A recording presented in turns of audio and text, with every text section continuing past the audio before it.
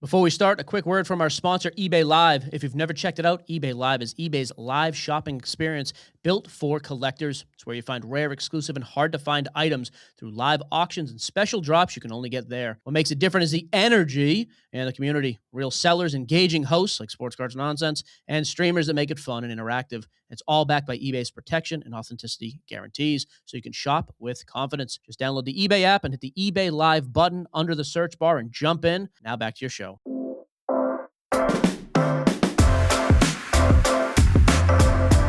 Welcome to Hobby Nonsense. It is your boy, Jesse Gibson, and your boy, Ray Solorio. How are you, Ray? Oh, yeah. Jesse's wearing a Kool-Aid Man t-shirt. How do you feel of being such a big guy wearing a Kool-Aid Man t-shirt? Lean into it is what I say. You know, sometimes, like, there are times where I'm like, nah, I'm not going to give the fodder for somebody to make a joke. But today, I was just like, I mean, what Speaking of big guy stuff, I saw you went to Mammoth Cave. I did go to Mammoth Cave. Yeah, man. So I love Have you Mammoth. been there? I love Mammoth Cave. Oh, okay. Fun fact. Is it Mammoth Cave or Caves? I mean, it's a sequence of caves. The world's longest cave system. Yes. The world's longest in Kentucky, just a few minutes from us. I'm not trying to like... Are you about to badmouth Mammoth Cave right now? No, I'm not trying to badmouth you in any kind of way. How'd you fit in there, sir? Because what do you mean? What are you trying to say? You are a large man. Yeah. What is? You can reference the national picture just to get a range of how the large. Honey, I blew up the kid. Yeah. Well, there are some parts where you really got to squeeze in there. There's a few different tours. I did go on even the big tour. I went on it gets a little tight because like Sam had never been. Which shocked me. I couldn't believe a girl who's lived here. What do they call it? The ballroom. Right? Oh yeah, but we did not go through that part. We did not go through on the historic tour. I think is what it was, or history. I can't remember. But that the main one is the one we did because it's like the classic beginner one. So I was wanting to take Charlie and Sam because neither of them had been, and that does not have that little cafeteria area like that in it. But what I think Ray is referring to is there are two sections of that tour. One is called like. I think it's like Tall Man's Agony, and the other one's like Fat Man's Lament. Yeah. It's like Fat Man Lament and Tall Man Agony, something to that degree. And there is a section where those combine into like not only you don't want to be a big guy, but you don't want to be a big tall guy either. So there's discrimination. There's a class action going to the national park system on behalf of Sports Boy right now. Isn't there like even another tour where you have to like wear a helmet? Like there's parts where you like the lantern tour. Yeah, that's never one I'll ever go on. No, not in a million years. They're gonna look at you and be like, "I'm sorry, brah, cancel that ticket." I was there. I got a little bit of video, which I posted like when I posted like us going there at the very end. There's me in there, but it's crouched. Walking like bent over, that's how I had to get through those areas. It's not super long, but I will tell you, if you're a big guy and you're like wanting to go to Mammoth Caves and you're kind of questioning, I heard there's like a Fat Man's Lament part, like I don't know if I want to go.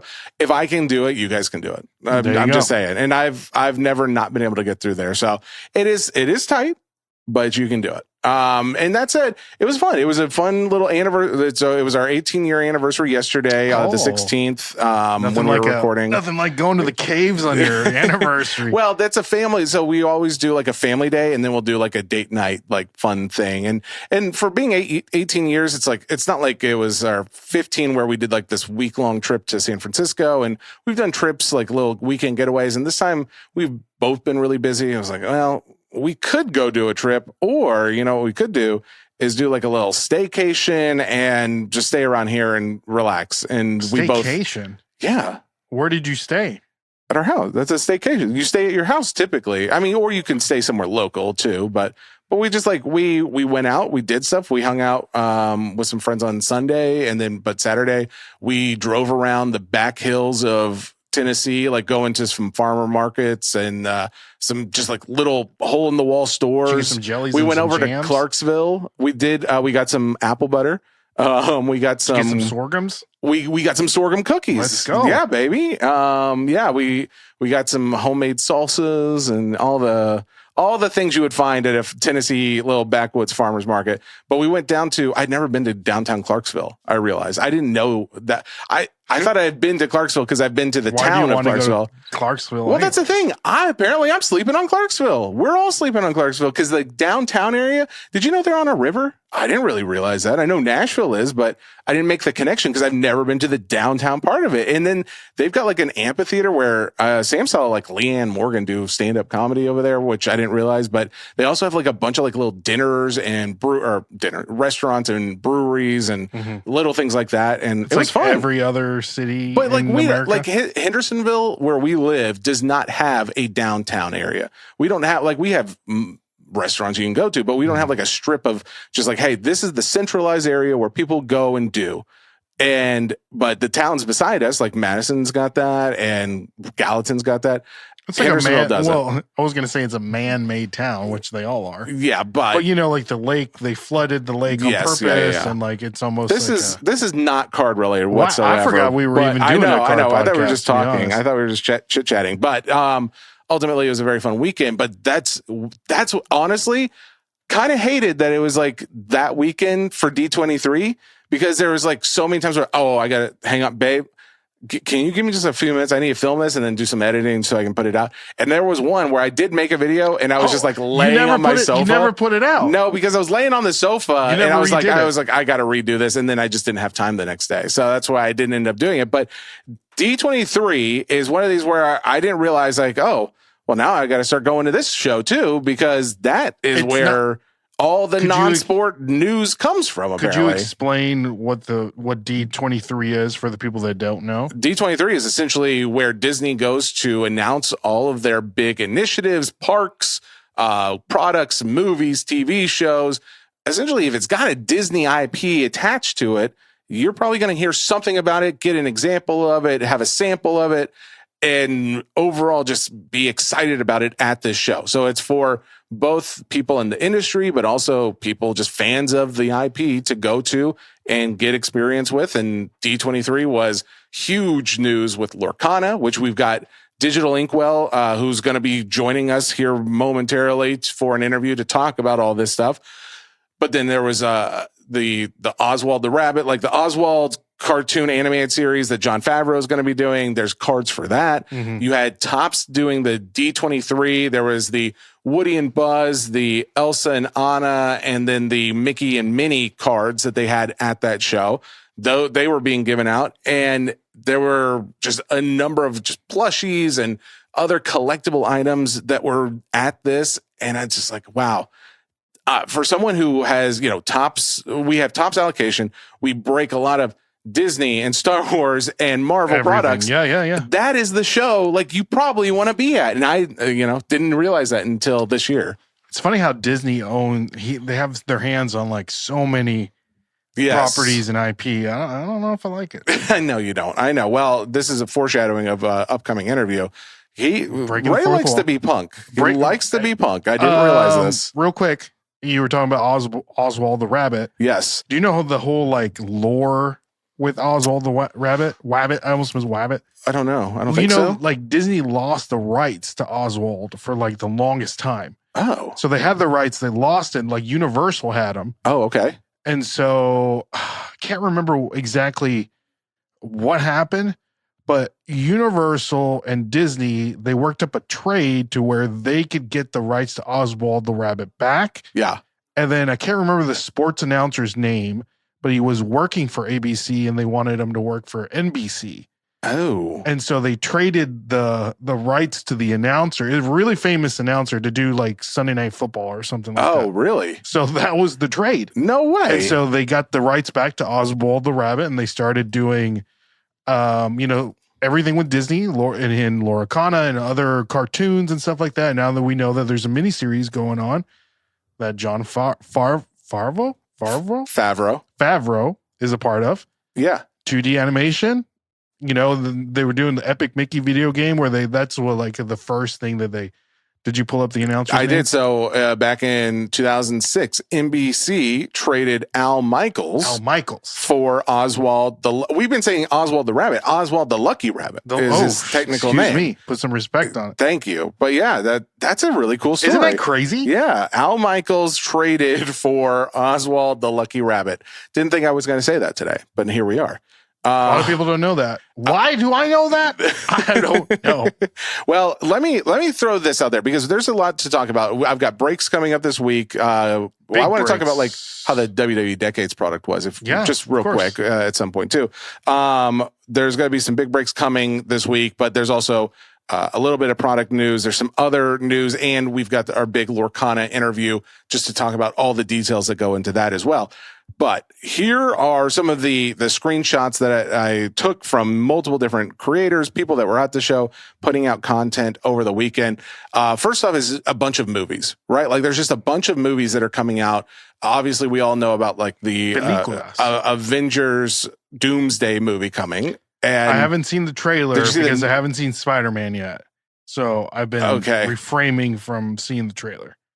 So I'm trying to think, spoilers. I'm trying not to do any spoilers. I'm not going to spoil anything. I'm not going to. But ultimately, what we do now officially have is an X-Men movie coming.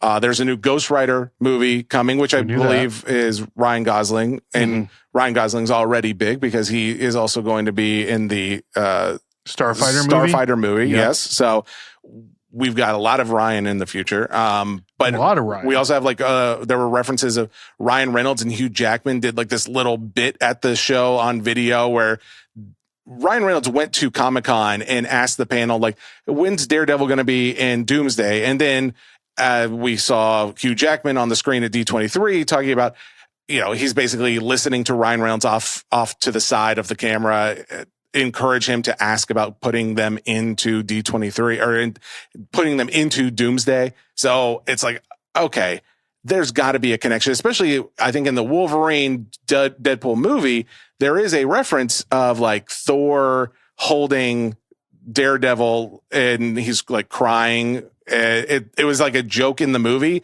And then there's been a lot of people like, oh, well, when does that happen? Where does that happen? And are they going to have a role in this upcoming thing? So I say all this just to say, well, these are movies, right? It's TV movies. How does this relate to what we're talking about?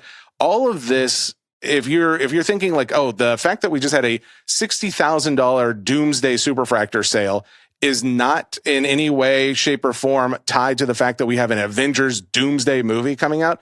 You're wrong. You're foolish and you're wrong. Yep. He's always been a big villain and a big character, but that definitely plays a part with the overall zeitgeist, the culture out there being in the know, and they're also in the know of cards. So why wouldn't they tie 2 and 2 together and go out and buy those? It's just shedding a light on, it's in the zeitgeist, like you said. Yes. Doomsday, Dr. Doom, that's out there. Let's go ahead and buy the Superfractor. And so the reason why I'm mentioning like X-Men, they officially have a movie coming out in 2028. They announced a number of the characters.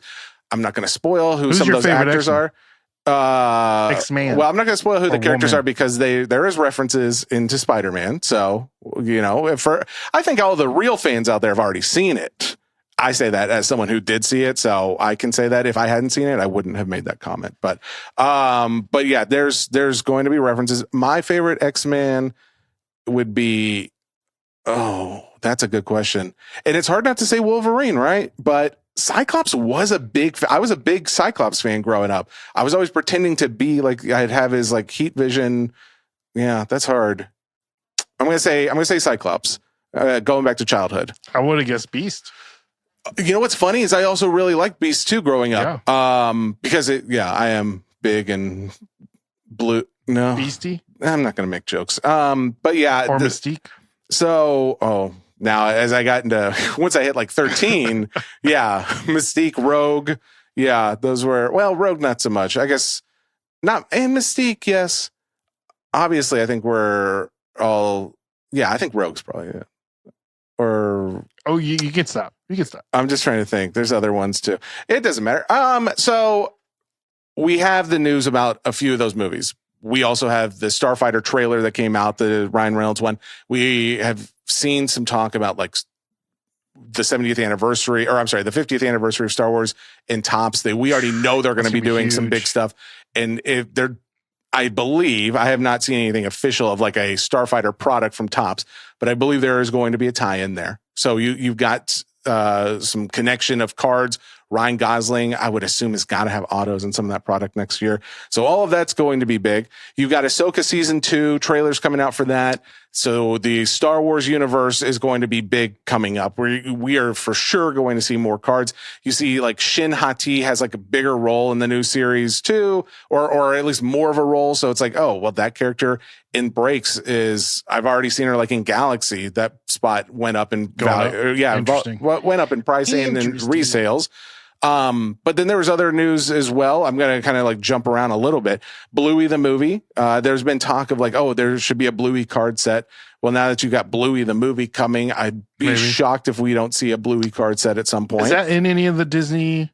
No, Bluey's not a spot on any of the Disney products for Topps. Not right? currently, no. But I would think that we're probably going to see something like that. Not a fan of the animation of the movie. Just to throw that out there. Oh, okay. Well, now that the other thing, the fact that we're also going to have a Kingdom Hearts series, like the TV show series.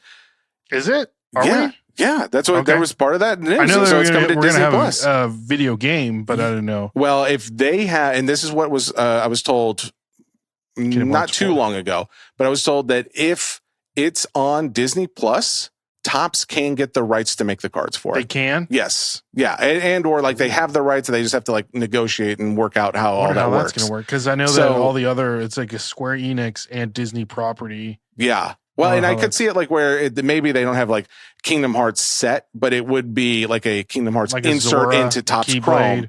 Essentially like how they just did like the throwback Disney Channel characters were in Topps Chrome. I could see them doing a Kingdom Hearts, and that would be, the fanboys would go wild for it. And the fangirls.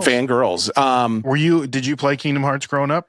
I always wanted it, but we didn't have a PlayStation. We had like the Nintendo 64. So I only got to play it like at friend's house. And I mean, I loved what I got to play, but I was not as big into it. But today, now that I have a PlayStation, it's like one of those on the list of like, oh yeah, I need to get around to actually going back and playing. October 8th, they're going to be releasing a remixed version for the Nintendo Switch 2. Oh.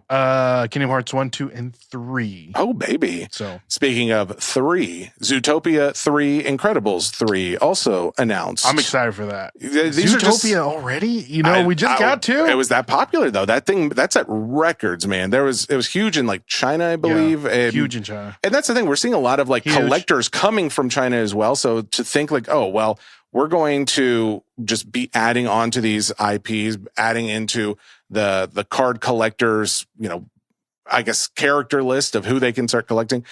That will continue to grow. So I view all of this as like the more investment there is into the IP, the better off we're probably going to see that card collection be valued and or collected or wanted to be collected. And that's a good thing for if you like a character and you don't want anybody else to have it, then yeah, maybe that stinks for you. But if you are a collector like most of us and you just want the card, and then hopefully there's going to be enough IP printings of it to satisfy that, you won't have a problem with that. Because if you think they're not going to like just print as many different characters from these movies as possible, you'd be wrong. I would be willing to guess you're going to see this in every Disney card product that comes out.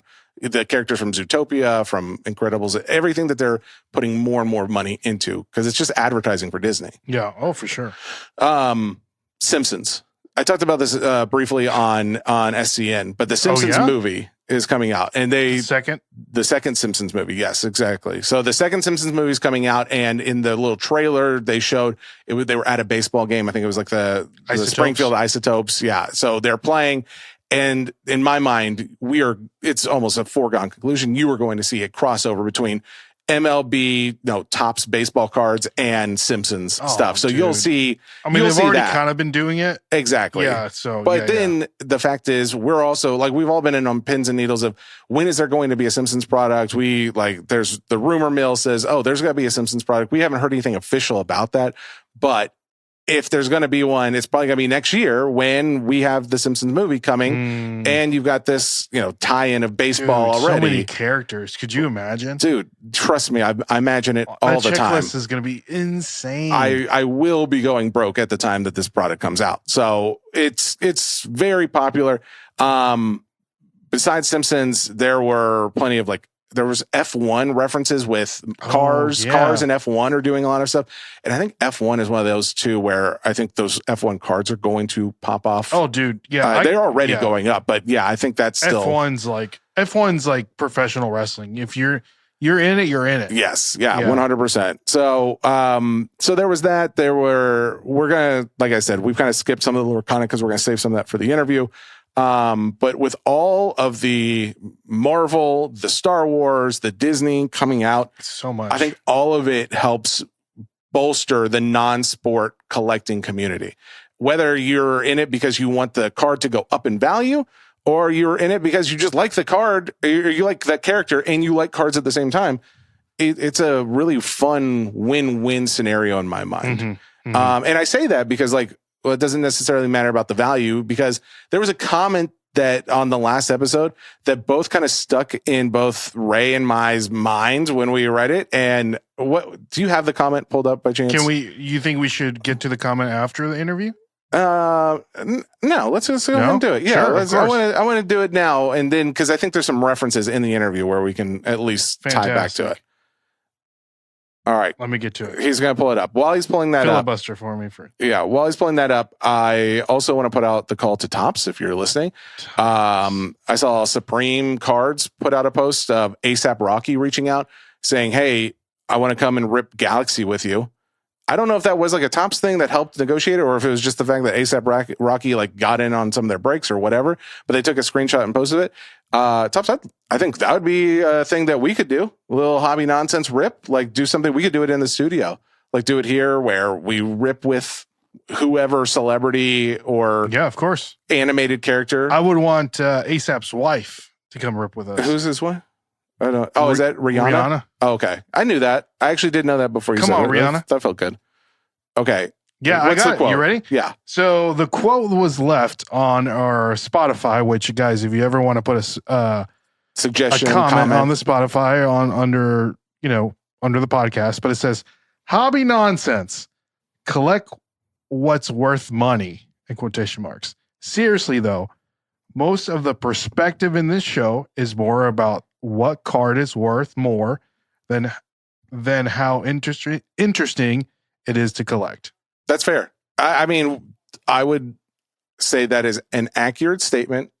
And we do talk a lot about valuation of a card over the likability, the enjoyability of that card. And I think the reason for that is it just comes off as an easier mass appeal topic than, hey, this is a obscure set that wasn't high printed, or it was printed to the moon and not many people talk about. So there's not much value. And so we're going to talk about that today. That those are it. There are a lot of things that I like that don't have any value. And in fact, a lot of the cards that I personally keep are ones that are not as high valued, because I find that if it's high valued, I kind of want to move it and get a lower cost version of it, because I'd like to have money and I want to have my cake and eat it too. I want to have my card and have the cash that I could get for a lower serialized version of it. So that's kind of my, I wouldn't even call it pushback, but because the statement was accurate and I appreciate it, because we both say we want good feedback, and that was solid feedback. It wasn't like a jerk comment or anything like that. I thought it was a little jerky. No, yeah, I think it's a little jerky. But that's coming from someone. I actually thought you would think that, because you don't really read comments all that much, and you haven't been in the public eyes long. So for me, if I had read that first year or something of the pod, I probably would have thought the exact same. But that is more of somebody's making a joke in a way that's it stings a little bit, but it's also, there's some truth to it that we could probably hear. That was my thinking. I think it's a little jerky. No, Okay. I mean, rightfully so though, right? But I mean, for the people that are listening, they want figures, right? They want to know how much a card is worth and what's not worth. And hey, We can sit here all day and tell you things that we collect. Like I collect, baseball caps. I collect VHS tapes. I collect Pokemon cards that really aren't worth a lot of money. Like I collect a lot of things, but you don't want to hear a show about me collecting, trying to find Spice World on VHS tape. Don't you dare say that. I think that, you have a whole other podcast dedicated to that exact thing. So Exactly. I'm guaranteeing there are people, granted, they may not have had as many listeners at times. I would assume there's probably episodes that are more popular than others. And maybe that's not something for everybody, but I don't know. Like there is something fun. Like if it's a short story, that's also fun. I don't know personally. Yeah, but I'm just saying like it's a fine balance, right? Like what, cause I still collect sneakers. Do you really? And some people say, hey, the market, nobody's collecting sneakers. The market on sneakers has gone down. I have been collecting sneakers since before the market was crazy. Yeah. And I still collect sneakers. Oh, I've been going I after... bought 2 new pairs of sneakers like over the weekend. Like I constantly buy sneakers. Why? Because I love sneakers. Office Funko Pops. I go after those. My daughter has now gotten... Her collection is larger than mine. But now she's gotten into it and makes me even want to more get into it. But Funko Pops are not the most popular collectible these days, but and they've already and they're playing catch up, right? Like right now, Funko Pops, they're starting to do serialized Funko Pops. Oh, are they really? Yeah, I didn't know that. So it's like it's too late. They've made too many of them. They blew. Then that's why, when we have ink on and we talk about the state of the hobby and Lorcana, like I'm worried. That's what I'm worried about. Like, are they gonna ruin it just like Funko Pops and other things got ruined because they're like, oh, let's just cash in. It's not going to get all the money as we can right now. In my opinion, it won't be one individual company that ruins anything. I think it's going to be the over collectization of everything. The everything is being, maybe we have to invent a word for collectorized, like everything's being turned into a collectible. Everything is being serialized or blind boxed or having a variation. Yes. They are creating scarcity, but it is forced scarcity. It's not real. And so eventually people are going to catch on. They're like, my house is filled with tchotchkes. I can't collect anything else. And unfortunately, cards take up little space, but it's going to be the bigger items that are going to go first. And then it'll whittle its way down to the things that you can't have out on your shelves anymore. You can't have it in your office because it's just too many of them. And ultimately, people will just come to the realization of, why am I collecting this stuff? It's just stuff that I like, and I'm going to go watch the movie, or I'm going to go have the cards. I don't need 20 different collectible versions of it in my house. So that is my fear overall. It's at some point, but that point is not today, because that market is still doing very well. And I think the only time we see a big crash is probably when people can't spend disposable income on that. And again, like these are things in the States. Like if you went to a third world nation, you're probably not going to see a whole lot of collectors collecting anything because they're trying to collect food. They're trying to collect shelter. Like they don't need your plastic vinyl dolls and your cardboard. So there's different strokes for different folks. We are very fortunate in this country to be able to have a lot of, free time and disposable income to be able to do the things that we like to do. So much disposable income. But at the same time, we keep talking about this on both pods and just everywhere. It's not always going to be like this. And so I don't know when the end is. And I think I don't want to keep harking back to it either. Harkening or hark? I can't remember. Harking? I don't want to keep calling back. I'm going to say calling back until I know for sure, but I think you're right. I don't want to keep calling back to it either. I don't want to keep going back to the well of the sky is falling, or it's going to be falling. Sky's going to be falling. That's annoying. And it makes collecting less fun. And I don't want to, this podcast shouldn't be to turn you off of it, but it is to at least put it in your mind of, hey, while you're doing this, keep a little something on the side. Don't spend money you don't have. And just do what you enjoy. True. Don't force yourself. Back to the comment in hand that we brought up. Like if you're collecting for the right reason, you don't care if the sky's falling. Yeah. Like exactly. Like I don't care. Like I like seeing a Pikachu PSA 7 Yeah. on my shelf, in Absolutely. my collection, in my binder. Yep. I Right? agree. Like, it doesn't matter. Like, it doesn't matter. Well, and I think that's the point. When I say like collect what you love, when we say collect what you love, the reason why we say that is because if you're doing that, then even if it does go down in value, you're at least still going to have the thing that you really enjoy. Mm-hmm. You're going to have the character or the athlete or the memory that you really appreciated. And it helps to offset the concern of, oh man, my investment just went down. Yeah, well, if someone's stock portfolio goes down in value, they're not holding on to it because they like the way it looks. You know, that's different than how this investable collectible works. And to our commenters' point, we could do more discussing of those things, but at the same time, we probably will never focus completely on that because it's just not something that the rest of the listening audience and watching audience really wants to talk all the time about. They find the best, Venn diagram crossover is the things that we really like that are really fun to collect and the more valuable versions of them. Mm-hmm. Those are like where that meaty middle of content and clicks and viewing comes from. So we unfortunately have to talk about it, but it's also fun. If you want a section of random collecting, we can bring it to you. I mean, listen, we just take a camera into your office and we just go through each shelf, and that's collectible cool 101 right there.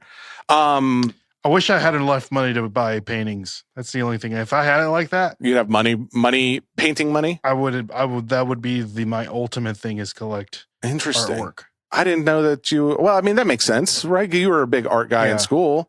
Okay. Like, I would love to have. Who's your favorite artist? You can go on eBay right now and buy a Picasso, and they're not expensive. What's not expensive? I mean, you can probably get it for $1,000. You can get like a Picasso drawing for like $1,000. Were there just that many of them? I mean, he would just draw.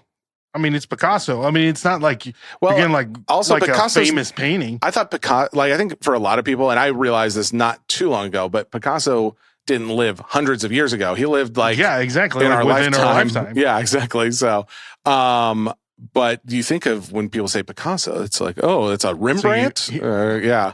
Pablo Picasso originally signed print with COA and $3,500 appraisal. Buy it now, $560. Exactly. I'm confused. Like you can it get has a a $3,500 appraisal. You can get a Picasso drawing for not that expensive. I feel like there's something I'm missing here, but maybe. So that's there's your D23 in a nutshell before we go back to it here in just a minute with our guest. This week on Wednesday is Marvel Mint coming out. Marvel Mint is Wednesday? Oh, dang. Yeah, I know. I don't know if many people have the breaks listed as of yet. I am in the process of getting mine. So as you're up. listening right now, Sports Boy is breaking Marvel Mint. Exactly. So come on over on Fanatics Live under the Hobby Nonsense channel. We'll be over there breaking it.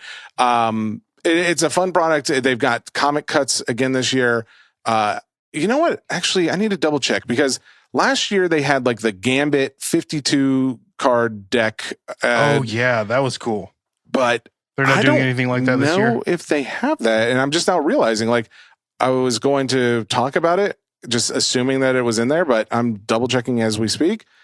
It does not look to be in there. And did they do anything to kind of like replace? So what they have in there so they'll have sketch cards with Spider-Man Villain Edition. So that's kind of cool. Is like specifically if you're into Spider-Man and the villains of Spider-Man, you can expect to see more sketches of those in the set. You also have Spider-Man comic cuts. So similar to how they had in the Marvel Chrome product, where it was like comic cuts of older Spider-Man comic books. They will have some of those cuts in the cards in the set. There are, let me just double check. I believe it is 11 cards per box with one encased and one numbered. I'm going to double check that as I keep going, but the idea of this is it's not a huge product. There's not a ton of it out there. It's pretty low print compared. I mean, especially when you compare it to Chrome that just came out. So, and there are some actual autographs from the actors and actresses. So Bradley Cooper signs for Rocket, Haley Steinfeld signs for Kate Bishop, Hugh Jackman for Wolverine, Oscar Isaac for Moon Knight, Samuel L. Jackson for Nick Fury, and Vincent D'Onofrio for Mayor Wilson Fisk. Those are just a few. But that's all they have on the checklist. They don't have any other names.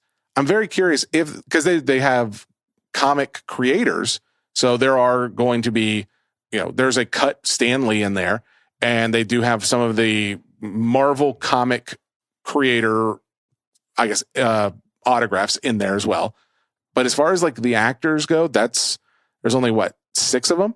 So I don't know if that's the only options you're going to get or not, but that's at least all that's on the checklist. That's coming out Wednesday? Yeah, comes out Wednesday. Yeah. Now, be careful too when you're looking at the checklist, as some things will specifically say like SDCC only, and that's like the San Diego Comic-Con exclusive boxes. Those are not the boxes that are coming out Wednesday. Obviously, those were only at San Diego Comic-Con. Mm-hmm. So, but then there's also like the other thing was like the mass symbiote takeover, where I believe it's like a venomized version of your character. That's cool. That's kind of cool. Like, so those characters, there's like 30 of them. Those characters will probably have a little bit of a premium on it because there's like another chance to hit that character with the mass symbiote. What are some of the 30s? So obviously Spider-Man, Anti-Venom, which I'm kind of curious how that works. He's like the white. He's like a Venom, Anti-Venom? No, it's like a white Spider. Oh, is that? Yeah. Oh, okay. That's pretty cool. Widow, not Black Widow, Black Cat, but not Black Widow. Mary Jane, let's see, Scorpion, Carnage. You seem like a Carnage guy. I do like Carnage. Loki's in there as well.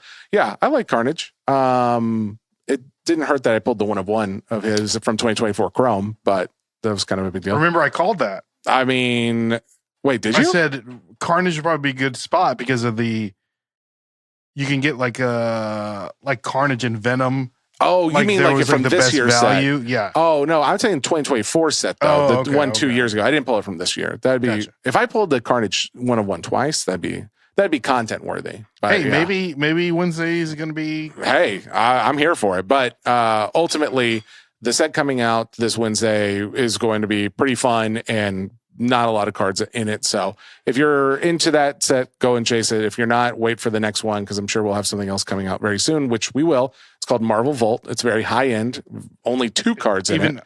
Oh wow!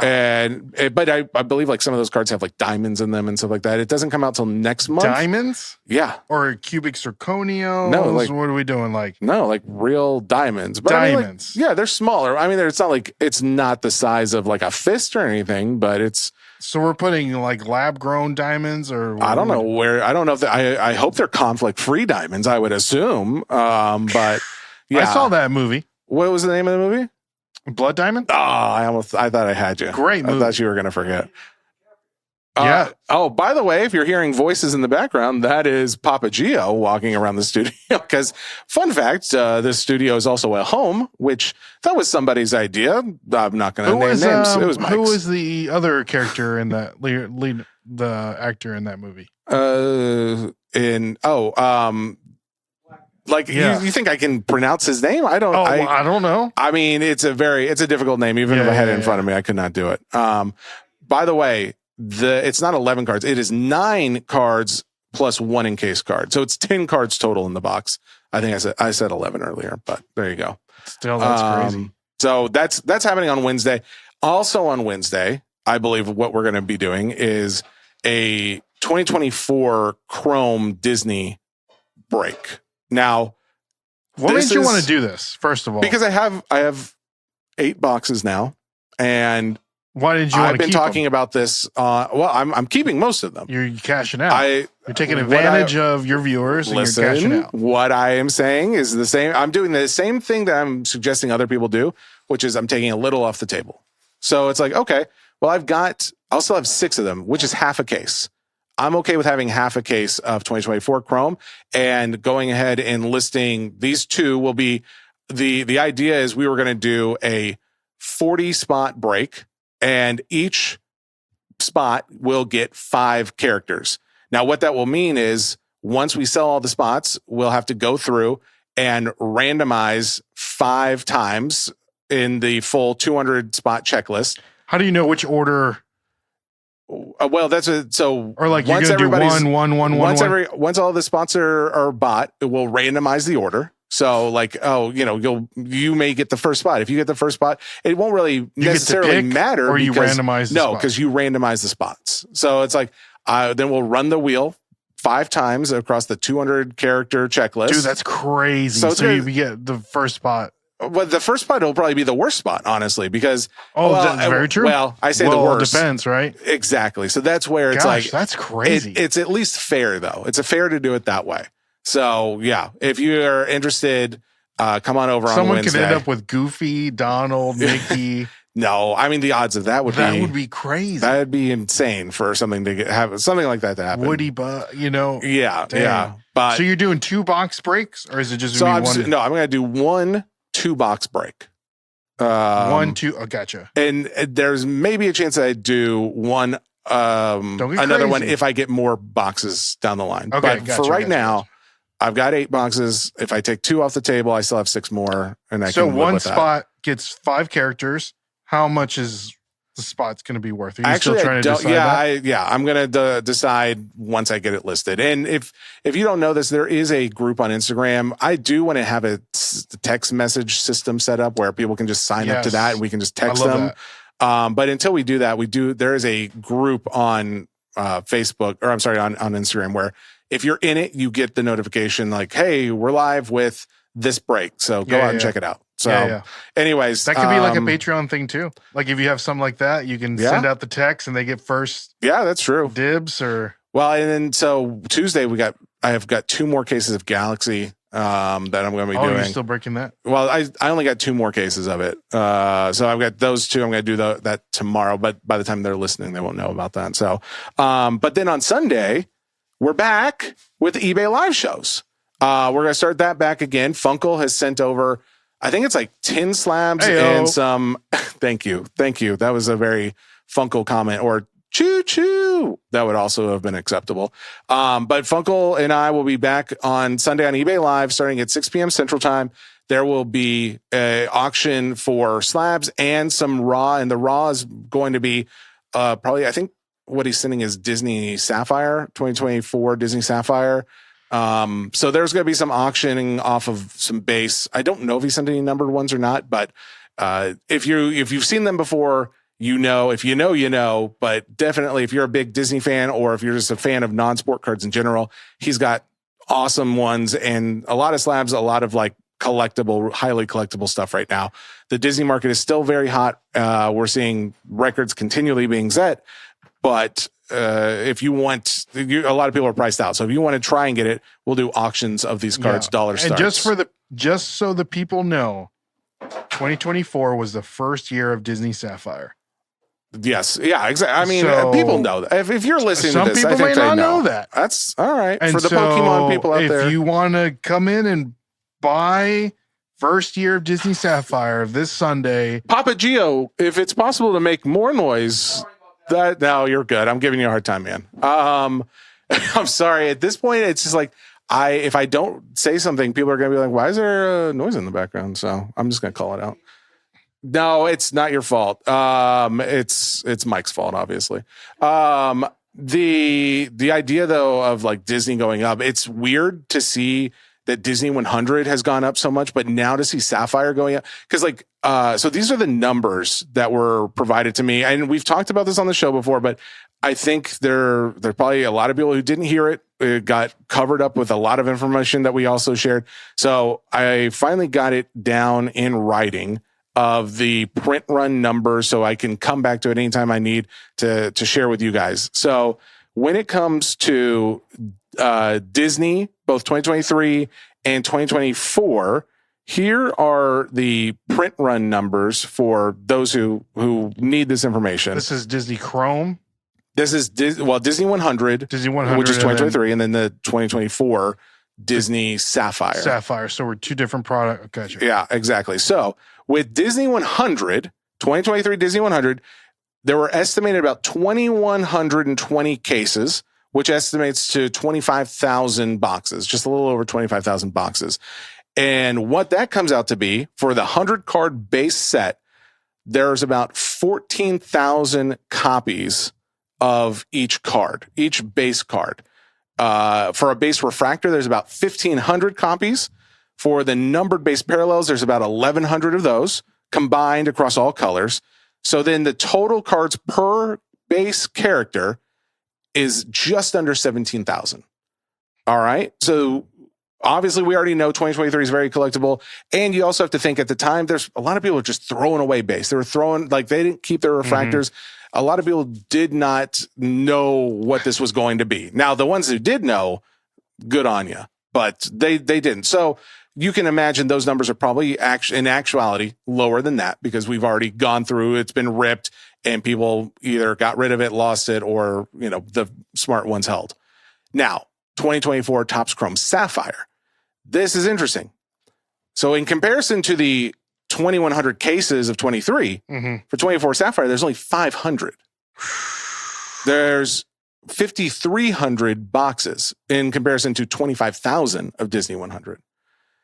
For regular Sapphire base cards, 745 copies versus, again, the 14,000 copies in 2023. Wow.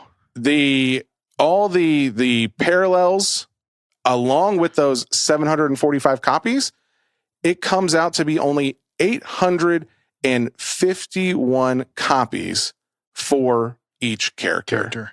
So how many characters is in Sapphire? It was a let's see, 106 numbered copies total cards. Yeah, so it was 100.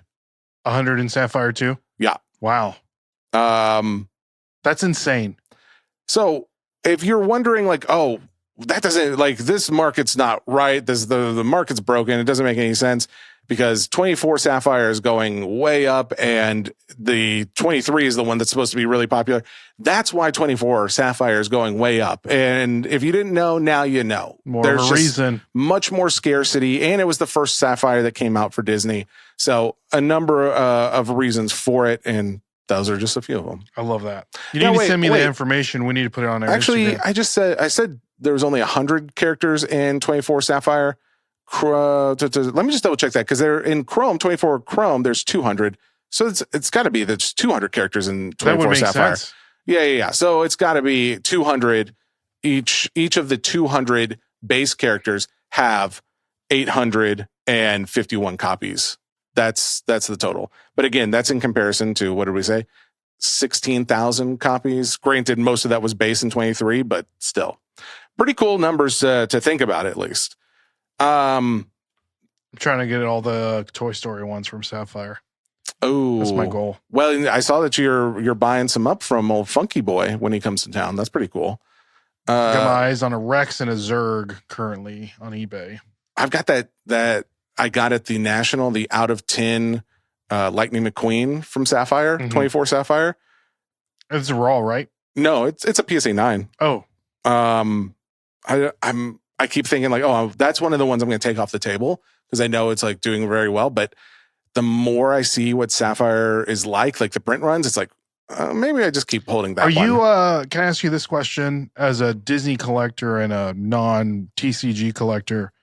Do you care if you collect a non-10? Yes. I mean, I frankly, I would wish that the Lightning was a 10, but there's only 10 of those cards. It's the black out of 10, right? Yeah, that's true. So ultimately, it doesn't really matter. It doesn't really matter. It's like the pop reports. It's like there's 10. There's 10. Exactly. What am I going to do? So yeah, I wish there were more, but at the same time, I'm like, I'm just glad to have one. So, and I'm glad it's already like graded too. So, you know, people want to see something graded. You know, you mentioned that, and I think grading is one of the things why Pokemon has gone down. I was wondering, I thought that over the weekend. It's funny that you also say that, because I was thinking that over the weekend as far as one of the contributing factors of us seeing like a little slump in the Pokemon market. It's because of the grading being shut down. Yeah. And people, you're probably just waiting, or so this is this is really interesting. So when I had that thought, I also thought to myself, what if we had it together? Well, it's kind of like an Alien and ET kind of situation. So you don't think phone home, touch my finger, touch my tip. You didn't wash those hands. You don't know what I've done with my hands. Oh, I know. I mean, granted, I didn't wash them, but you don't know. You've been in caves over the weekend. I don't know what kind of cave disease you got down there. But going back to the idea of Pokemon having a little slump because we're not able to grade our way out of whatever card that we have, it makes me wonder if this could be that the catalyst to see another grading company emerge as another popular one. Yeah. And I mean, this is the only time where they're all shut down too. Tag shut down. Beckett shut down. I think CGC is still up. Yeah, but nobody wants to grade. Nobody wants to until they have to. And then all of a sudden they have to. And then it's like, oh, well, I've always loved CGC. Yeah. And it's like, yeah, whatever. You just saying that because you had to get them graded there.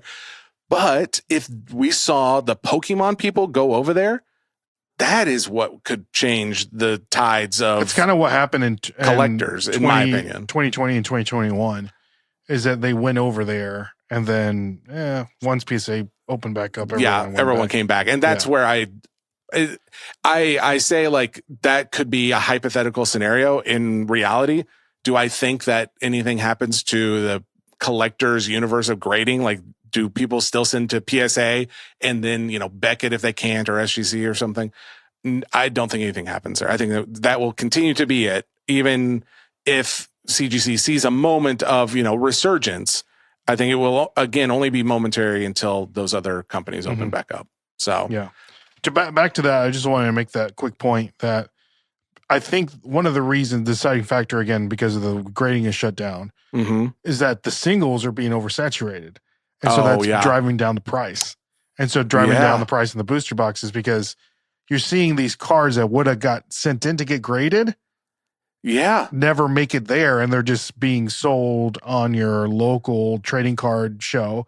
And the market's just being saturated because they're trying to get rid of it as quickly as possible. Honestly, the more that I thought about it over the weekend, and now that we're talking about it, it feels like, of course, that's it. Like that has to be. Besides some of the some other factors, of course. You have some not as hot sets. Exactly. Yes. It's just almost kind of like the perfect storm. And I feel like Pokemon is doing this on purpose. They put in 3 mid sets out and they're coming with a banger here in the 30th anniversary. Because, dude, they can make a banger set every time. Sure. They can. Well, did you know like the 30th anniversary is it like 4 or 5 cards per pack? It's 5. That's what they did on 25th. Also. It was. So like I've heard like people saying, oh yeah, but they're going to print that to the moon. But in actuality, there are fewer cards per pack. Cards, and we're not getting booster boxes. Oh, there are no booster boxes? There are no booster boxes. So ETBs? the ETBs and any collection boxes are out there. Really? Yeah, and that's boosters. What they did. And then sometimes what they'll do is any product from here on out, if it's like a collection box, it might have whatever set is currently out, and then like they'll throw in like 1 anniversary pack. I gotcha. Yeah. So, hey, but you're guaranteed a Pikachu, one of those reverse hollow Pikachus in every pack. Oh, really? Okay. All right. We'll have a little bit more after this, but we want to go ahead and bring on our guest. Digital Inkwell was at D23 in California. He literally just landed, and he is coming on the show to talk about his experience, what he saw with Lorcana, the news, the reactions to that news, and what we can expect going forward for the next 6 to 9 months in the Lorcana world. So let's go ahead and bring him on.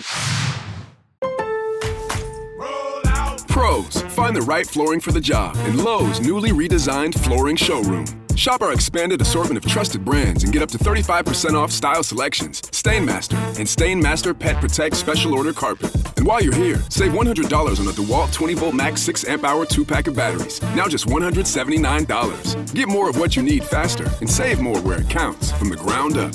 Our best lineup is here at Lowe's. Valid through 8/26 while supplies last. Selection varies by location. This episode is brought to you by State Farm. Listening to this podcast instead of doom scrolling? Smart move. Another smart move?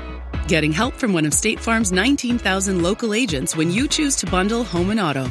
Bundling, just another way to save with the Personal Price Plan. Prices are based on rating plans that vary by state. Coverage options are selected by the customer. Availability, amount of discounts and savings, and eligibility vary by state.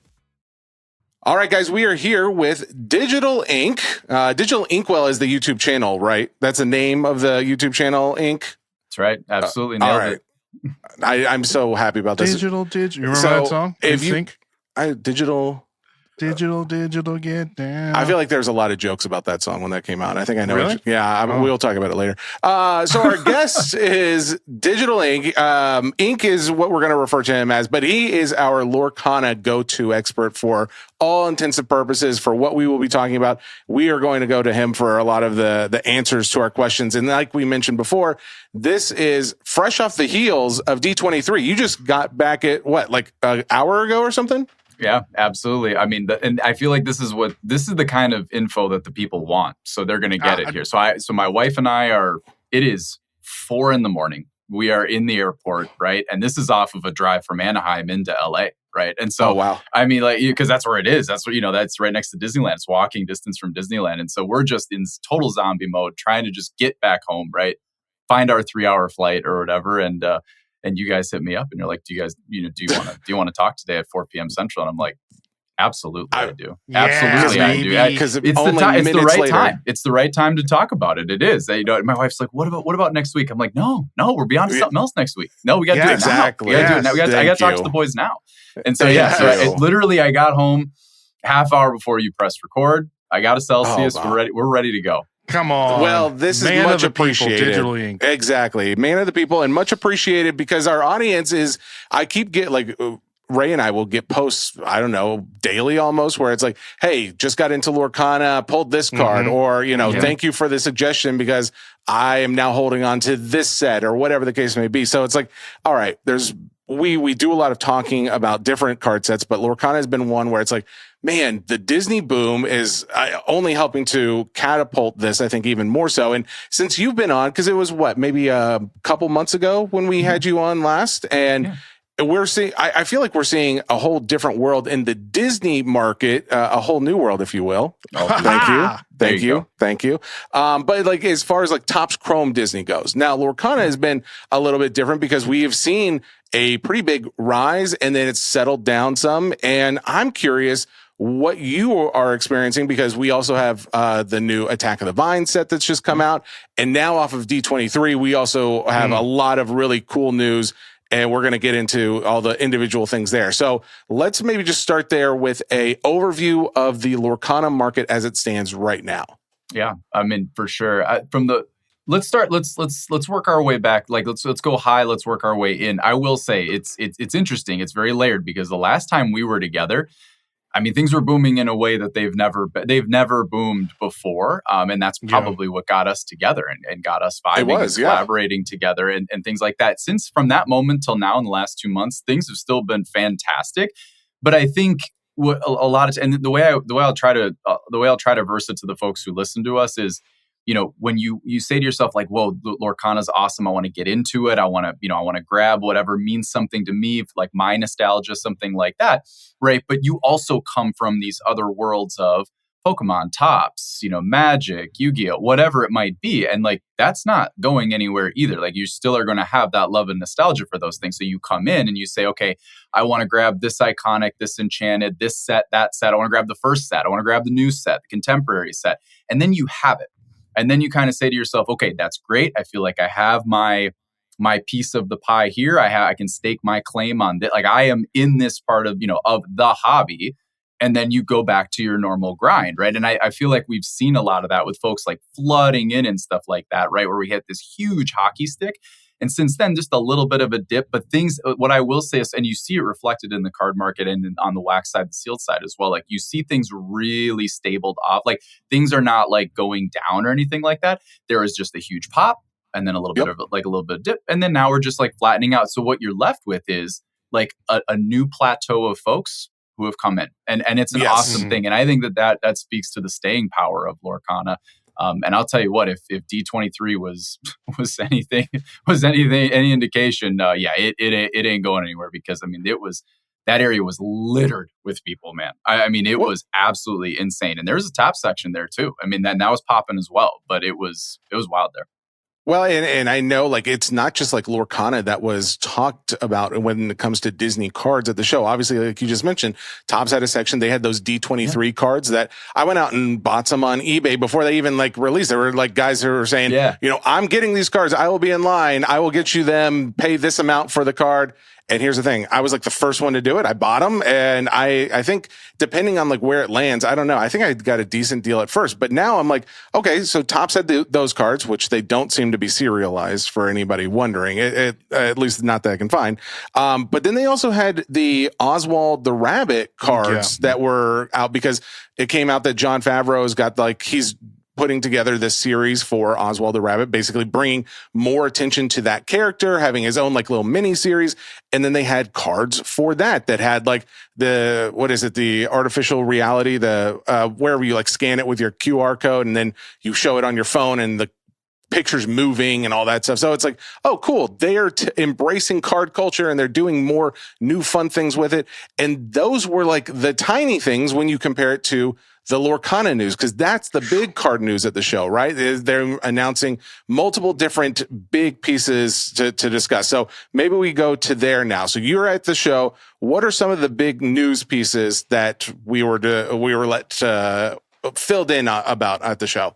Yeah, I mean, it's super interesting that you mention that exact individual because, like, there's a couple different types of tickets that you can get. You get the ticket that, like, I got, where like you can go in for a day and you get to experience it, like the convention, all of that. There's also like a 3-day pass. That's like the next level of it as well. But then there's also the type of ticket where you're like in the convention, like you're in the show at night and stuff like that. I mean, they had. Friday night, they had the Ravensburger team on giving all of the updates and stuff like that. They announced Frozen 3. And then like the next night, you have all Marvel. They did obviously we've all heard kind of like Vision Quest is coming out. Like you have those two who are on stage together. You like RDJ was there. Chris Evans was there. Like they're on stage, like doing the thing. And it's funny that you mentioned Jon Favreau. My wife and I were walking right down the middle, like red carpet. Like anybody who went, like you would like. There's like this red carpet that's right down the center. It's almost like a casino or something like that. Just like stay on the carpet so you don't kind of like like jockey around people or whatever. He walked right by me. I could like, dude. He walked right by me, and I told my wife, I go like, whoa, like that, like so many thoughts ran through my mind. Like you're boys with Vince Vaughn. Iron Man. You helped write Iron Man. Like many thoughts like that. I was just sure, like, you're that guy. Like I mean, not like, to mention and super casual too. Yeah, Mandalorian, and just super cash too. Like just like he was just one of the people. But like it's one of those things where it's like as he walks, there's this magnetic effect where like every head sort of like in a way, it's sort of into like a domino wave effect. Like every head turns or whatever because it's like oh, it was wild. It was absolutely so cool. Awesome. No, so, it was cool. It was really cool. The experience was this your first D23? Yeah, that was my first. Okay. It was would you go back again? Yeah, I absolutely would. I would, and the reason why I think that I would is because there's plenty to do for a reasonable like I mean it's not a sales pitch. I mean I just think there's a reasonable amount to do for a fair price. Like you get in for $100-something bucks, and all you got to do is be a D23 member, and then. Like my wife is not. I am. My wife is not. But my wife can go because one of us is. And so like you have to pay for a ticket for that person. But like so the three of us could go because I have like I'm a member. Like and I'll just get you the tickets and then you'll like we all pay. But like you just or whatever.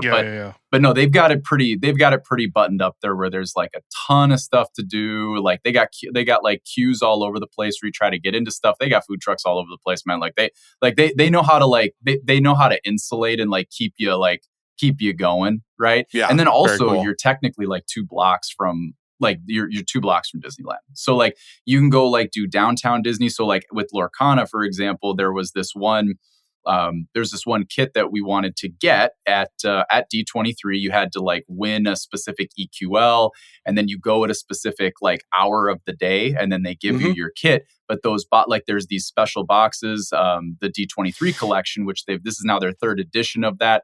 They started out with the first edition ones. It's the only cards that have first edition stamps on them. This is a few years ago, where they released those. And then you had the 2024 edition. You could get those at the parks and stuff like that. But then there is this edition as well. But like also they were doing drops at like downtown Disney. So like my wife and I went there, we actually were able to get the boxes on a Friday. We didn't step in until Sunday. So like there's cool. stuff. There's just stuff going on. And so it's it's very cool. Very cool. I would 100% go back.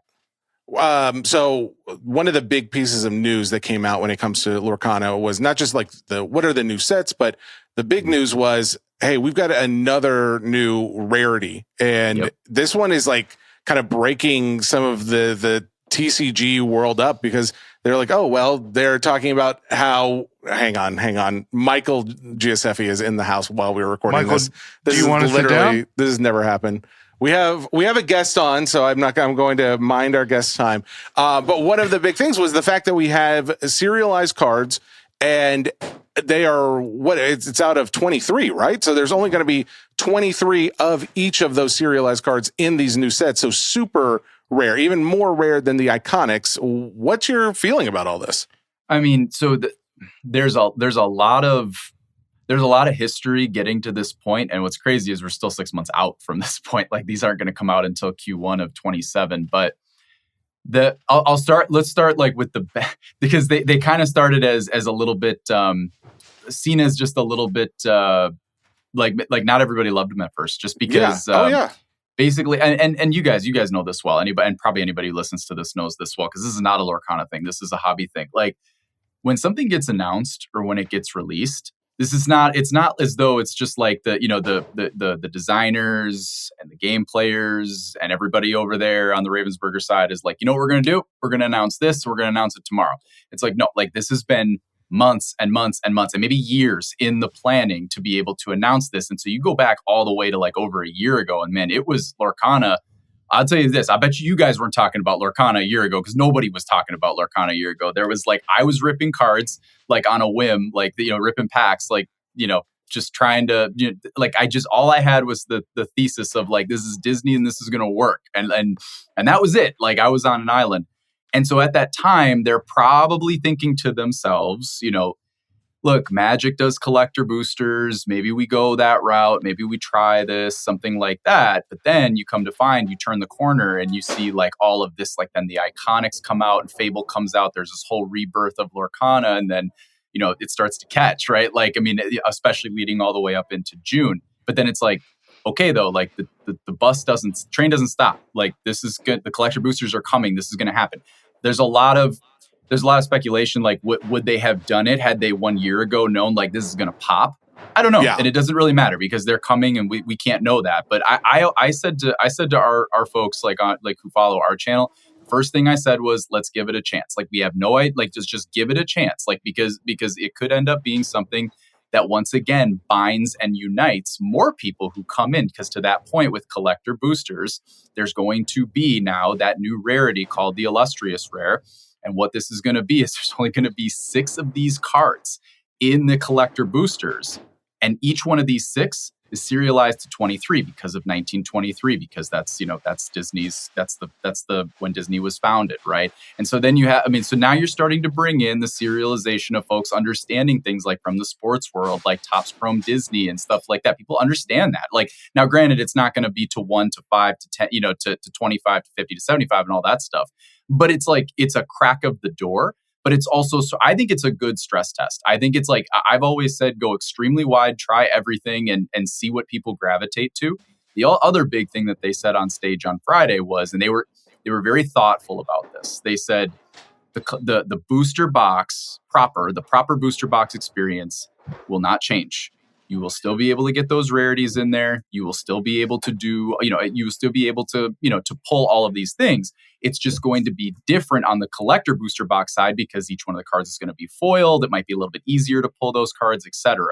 So they're sort of walling off on those two sides and giving you your swim lane of like, if you want no part of it, just act like it's not there. If you want to get in, that's awesome. The other cool thing that I was told, someone had a cool thought in the Discord of like, like if you pull something like first on print, 23rd on print, like that's pretty cool. Everybody's speculating that the 19th on print would be pretty sick because that's 1923. So like that card might fetch more of a premium and stuff like that. And that kind of stuff's just very fun. But again, you're going to have, and I can't do math this quick, but 6 times 23.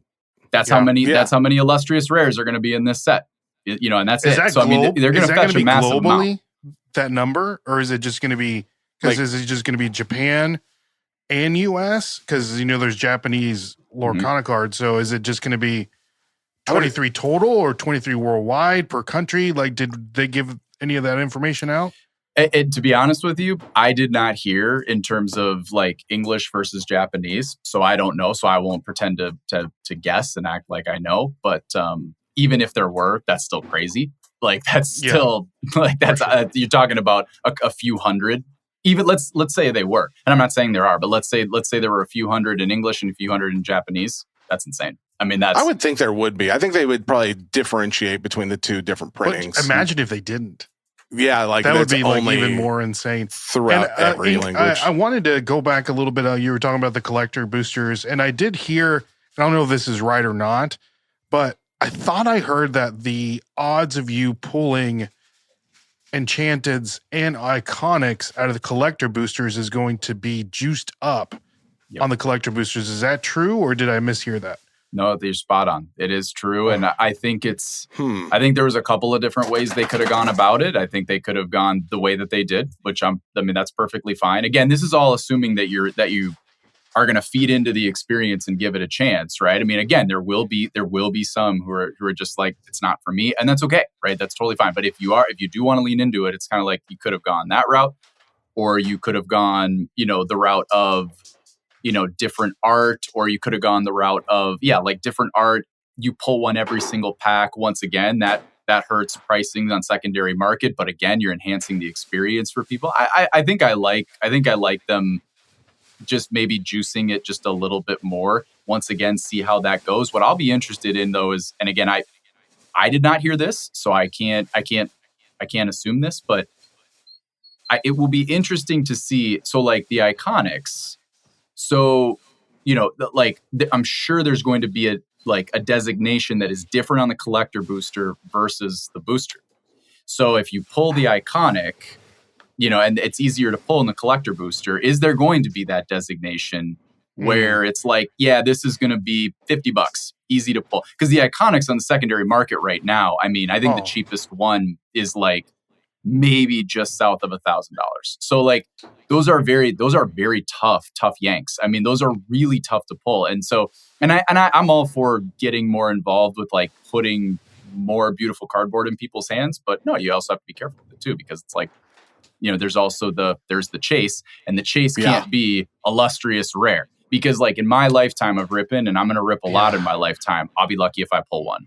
It's going to be that tough. Like, I compare the fact that we've got in the Topps Chrome world, like sometimes there's a Topps Chrome release where it's a hobby product, and then it's also going to be a Breaker's Delight case. And it's like the Breaker's Delight cases, those are easier to hit the same card that you're looking for. So I would doubt, at least from that experience, that it would be a differentiation of like, oh, this came out of like a booster versus a collector booster box. I would think it's probably just going to be the same, except now, hey, your odds are going to be a little bit better from those collector boosters. And I would hope and assume as well that those collector boosters are going to be far less printed or produced than a standard, booster or trove box or something like that. That's a great comparison. I would assume that as well. I believe I've maybe even heard that. Again, I'm never the guy who's quick to be like, yeah, I heard that and this is what's happening. So if I'm even like 90% or 80% on something, I'm like, I think I might have heard that. I did also hear that potentially they're going like from not just cases, but like crates. So there might be an increase of like how much you can purchase per like from the distributor and stuff like that. Like in terms of like quantity sizing and stuff like that. You are going to welcome in the rip and ship. I mean, it's going to happen. I mean, this is just a freeway. This is right down the middle for the whatnots and case breaks of the world. I mean, it is. And again, it's like it goes back to what we first talked about, whether or not this was meant, whether or not like whatever the origin was of this idea, I don't mind it, because it's like it's going to tell you what you have. Like the market will tell you. Like they'll tell you if they're feeling this or not, right? Like it's either gonna this is either gonna be like unbelievably insane, or it's gonna be where it's scoffed at. It's, and we turn our noses at it. And, and again, they probably will run a few of these. I mean, it's just, again, like it's the train going down the tracks. Like I have to assume that this was like, we don't just do this once and it's over. It's probably going to come again, like probably at least a couple, 2-3 times. But at the same time, you'll at least get a very, very good representation on the data side of like, are people interested in this or not? And again, I do think that you're going to get those people who are like, okay, I understand what the assignment is. I understand how difficult the assignment is. Let's get to work, because like folks like trying to pull like the and I know this is like this totally outlet, but like the Cooper Flag card that just got yanked out of Rhode Island, right? Like you understand what the assignment is, right? Like pulling that debut patch, right? Like you gotta just chop packs for that. And and that's the assignment, across country, across the world, right? The assignment will be illustrious rare, and people will understand like when it's been pulled, like tracking them, right? Having that like master sheet of what's been pulled and stuff like that. So it'll just be interesting to see if that like, we'll call it the top side of the hobby, like continues to funnel in it, because it couldn't hurt. Now, the illustrious, they mentioned the next 3 releases. Is it in the one in October, or did you say it was the first one in 2027? First one in 2027. So October is going to be Hyperia City. Okay. So that'll be like, that's just the next thing. So we got Attack the Vine right now. Yep. Hyperia City comes out. They announced an iconic for that, which is awesome. Obviously, great time to do that on a grand stage and stuff like that. But sure. Usually like, you get the iconics like a week or 2 out from the set. Like this is October, man. Like we're nowhere near like release, but that we got a couple of Enchanteds, at least 2 come to mind, maybe 3, and then we got the Mickey iconics. So now we'll have another Mickey in the mix on the iconic side, and then the collector booster in Q1, and then a set called Cosmic Quest in Q2. So once again, then we're back to. At least to my knowledge, like I haven't heard anything on the CBB side for Q2. What Ray just mentioned, the Glizzy Mickey. The Glizzy Mickey. I love There's that. something going on with hot dogs and culture. Like they're very culturally relevant. Mickey Mouse's play. What is it? Funhouse? That song, hot dog, hot dog, hot dog. I don't know this. Oh, okay. It's like almost like an homage to that show. That is funny. I didn't think about that. I think they said on stage that his first words were hot dog or something. And I don't know if they were joking about that or not, but because they have folks up there you have the head of, it's not the head of design, but the head of and then you have like the head of storytelling and the head of design. Probably we'll just call it the head of design. Like you're talking about the big people up there, like who, they're picking these cards for a reason, and they're like, and it's not just the character, it's because again, like there's tack on the card, right? Like as you guys know, it's a TCG, right? And it's like it's good, like it's going to have something to do with the card, like the name of the character, and like they're very thoughtful about that. Just to be clear, yes, I did double check. So back in 1929, the first animated short was The Carnival Kid. And Mickey Mouse said, hot dogs, hot dogs. So one more time, what was it? It was hot dogs, hot dogs. Someone clipped that. It was basically exactly like that. So it's just Easter egg central. I didn't know that. And so I'm sitting there listening to that. As I'm not in the state, the ticket to get in the actual stadium or inside of the convention. So you have the convention and then you have like the auditorium ticket goes for thousands. But so you're watching it on Twitch or whatever else. And like when they said that, I'm like, I never knew that. Right? It's just Easter egg. It's just Easter egg central all weekend. Well, all weekend. And that's what Disney fans love, right? Like they love the Easter egg. And Lorcana news doesn't just stop with like, hey, we got new rarity types, but there's also the fact that they're adding in more for the gameplay. And I appreciate that too, because it's like, the big question has always come, like, would Pokemon have been as big as it was if it weren't for the people playing the game? Not the collector, but the people who actually enjoyed playing it. And now one of the complaints has been like, oh, well, it's really nice that Pokemon has like this online version where I can go and learn how to play, but Lorcana hasn't had that. But now they've teased that very shortly we will get a digital version of Lorcana to be able to learn how to play and then actually go out and play friends. I can't tell you how often I get asked by our folks who follow us, like, we want to see you play.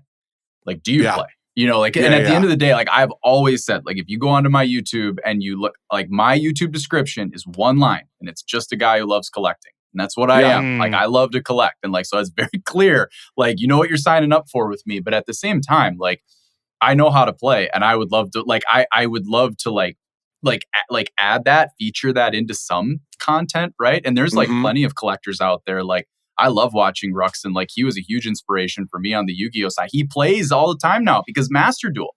Like, you know, that was a way to upgrade, you know, that experience. But then now here with the digital client, it's like I want it to be something that was like, that's like through Disney and Ravensburger, like, because it's just, you know, that's going to be much more thoughtful, and you just know that they're going to have all the levers they need to pull on, to your point, to be like, you know, here's how, you know, we can assemble whatever deck you want. We'll teach you how to play. Here's decks that are hot right now. Like, I think there's a tournament going on right now that's like a CCQ where it's like there's a mirror between like Amber and Amethyst right now. So clearly that's the meta. And it's like, people need to understand that. People need to know that, right? So, but like, like not everyone does. And like, you want a central hub to be able to do that. And also on the gameplay side, man, they announced other crazy stuff. They're creating a whole youth division. Like, they announced all their DLCs for next year. Like, everybody was very happy with them. I was at Frankenson filming content. Like, you know, like one of the days where I couldn't go to, like, where I only have my pass for Sunday. Just listening to, like, you know, the different locations they're doing, the new trophy cards that they're announcing. Like, man, they announced just as much on the gameplay side as they did on the collector side. It was just a huge weekend of updates on the Lorcana side. And I can tell you, everybody who I've talked to, both when I talked to them at the convention, in the comments, Discord, you know, DMs, everyone is just aggressive. They're aggressively bullish. Like, everyone is excited, man. Like, have you seen like your own personal numbers, like your content numbers going up like more dramatically over the last couple months? Like, do you think there's like a lot more people getting into Lorcana? Because I know it's like, it's easy to say from just like a gut feeling, like, oh, we're just seeing more content. But it's also, someone could argue, well, it's just your algorithm showing you more Lorcana because you're looking at more Lorcana. Yeah. But it's like, do you personally experience like, oh, this is the facts of my viewership and my followers? It's easy to see they've increased quicker and more substantially in this period than they were ever before that, or anything like that. Yeah, the data for me, I'm just like every other creator. Like, I'm in the data. I understand what's going on with it. From a numbers standpoint, I could tell you pretty quickly. Like, the last time we talked, I was spiking at a more dramatic rate than I am right now. Still going up, but nothing has come close to when we were together, you know, in that like what would that be, like that Q2-ish period, like, you know, black and white. But what else I try to go and look into as well is like, because now I'm getting more comments and I'm getting more, like, that's feedback. And, you know, you gotta sift through stuff, obviously, but like, I cannot tell you how many comments that I have. It's just dramatically more than ever before of like, I just got into the game. My son thought it would be cool. I just got into the hobby. My buddy got me into it. Like, I just got like, there's so much of that going on. And then of course you get the like, love your content, or you get a question or something like that. But I cannot tell you how many comments start with, I just got into Lorcana. And that is very exciting, because again, like the people, like when my subs spike, that's cool. That's the dopamine that everybody dreams about. Don't get me wrong, and stuff like that. But it also could just be as easy as like, hey, I'm in it for a minute and then I'm out, but I want to watch this guy rip a few boxes, see what I'm trying to get. Okay, cool, I'm out. And then you don't, like, I got stuff I'm sub to that like, I don't even probably remember. I'll be like, dude, that's right, I subbed to this like 3 years ago. I totally forgot about that. But now I feel like more so than back then, now I'm getting more of the comments of I just got into it. So even though the growth is still solid, it's not as crazy as it was 2 months ago. The comments are much more aggressive of like people coming in, which is super exciting. Like that and that's cool. More what I track. That like I track that more because I also need to make sure that I'm sort of developing my content around the people who are watching, because why else? Demand. What else are we supposed to do? You know, like, so yeah. June 17th, by the way, that's when he was on last. So almost exactly 2 months. Yeah. Wow. That's great. Yeah. Ink, I got a question for you. Yeah. So, as a person that was ripping Lorcana since the first chapter, and I already I've been there, right? Seeing this announcement and seeing everything that they're doing with the new rarity and the collector boosters, like Jesse was sending me all this stuff, and I was watching it when he was sending it. I don't like it. Just like I'm like, yeah. I felt like Lorcana was so like punk rock, and like if you knew, you knew, and they were doing such a good job like introducing, iconics, and it's like growing naturally and organically. And I just feel like with all these announcements, it just feels like you're being forced to collect. People, no. It feels like a board meeting with all these fat cats at Disney or whoever, and they said, How can we they see the landscape of different hobbies, right? They see Magic is doing this and Topps is doing this, and how can we like get into those kind of people? And they're like, all right, they're doing serialized cards and they're doing collector boosters. It's like, how can we do that?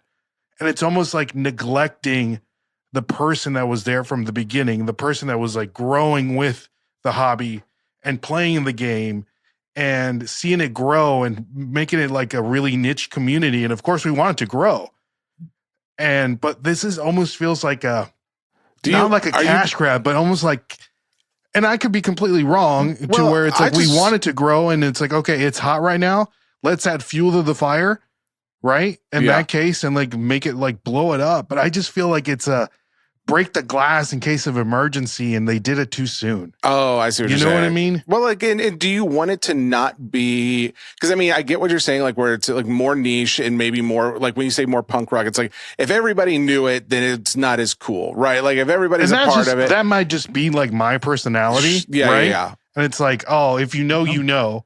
But I mean, and it's like, yeah, if you know Digital Ink, you know Digital Ink, right? But it's like, I don't know. I would say like if I mean for Pokemon, right? Like you obviously can say better than anybody. Like Pokemon is one of the biggest IPs out there, and the card set, it's not. I wouldn't call it punk rock at this point because everybody is very. But I feel like it still is, considering like it's so big of a hobby. Like you say, I ask you like, Jesse, who's your favorite Pokemon? You're like, my favorite Pokemon is Charizard. It's like, oh, I automatically know which guy I'm talking to. You know what I mean? That's not fair because I was there at the beginning. Yeah, but like if you would have said like if you're there from the beginning, like, you can say any Pokemon you want. But you know what I mean? But it's like if you're playing red and blue, you can say whatever you want. Yeah, exactly. Yeah, Thank you. But it's like I don't know. Like since ripping like first chapter and like actually pulling like a Elsa Enchanted, one of the first boxes that I got. And then selling it because it was during a box break. Like I knew the potential of this IP and this hobby could do. And I've been, I got out of it and got back into it and I'm seeing it grow and it's almost like my baby.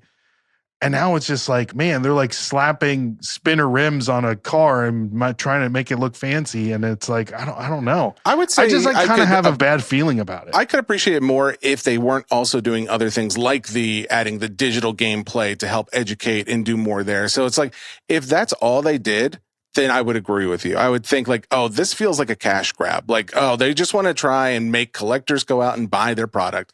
However, I think they are giving the collector and the TCG player something. And this is obviously the collector booster is not for the TCG player. Like they probably don't care much unless like the cards can be used in gameplay, which I would assume they can be actually. And that's something for you, Digital. But well, they probably make like a lower rarity card of the same thing that does the same abilities. Yeah. Probably more than likely. But so my thought is like, oh, well, but that is still much more for bringing in collectors as opposed to players. But the fact that they also are doing like, hey, we're still developing new sets. If you look at like the new set that's about to come out, what do we call it? Yeah, Hyperia City. Like there's like this map that goes along with it. There's like a lot of like really cool detail that they put together. It's a whole storyline. Yes. So the fact that they are putting in that much investment to the set and they are doing the digital online set too, it makes me think, oh, this is not just for one, it's for both parties, both the collector and the TCG. I just feel like if they wanted to grow this TCG and if I was the person in charge of growing the TCG, I would grow it from like the grassroots and be out there, boots on the ground. Hey, have you played the TCG yet? Like, this is where you can play. This is how you can play. Like, I know of one TCG store that actually like plays Lorcana. Like, I don't know of any of them. Like, I don't know anybody else that actually plays the TCG. I don't know anybody. So it's like, let's start there and let's make that, like, let's grow that part of the hobby and not just get these, lack of a better term, like fair weather fans to come in and then they're out, and they're only in because of the money value of the card, out of 23 illustrious rare that hopefully they're going to pull, but realistically they're never going to pull it. Sure. Right. Yeah. So it's like, Ink's Point, the Cooper Flag debut patch. Yep. So it feels icky. It feels icky to me. All right, let's let Ink respond. Ink, yes.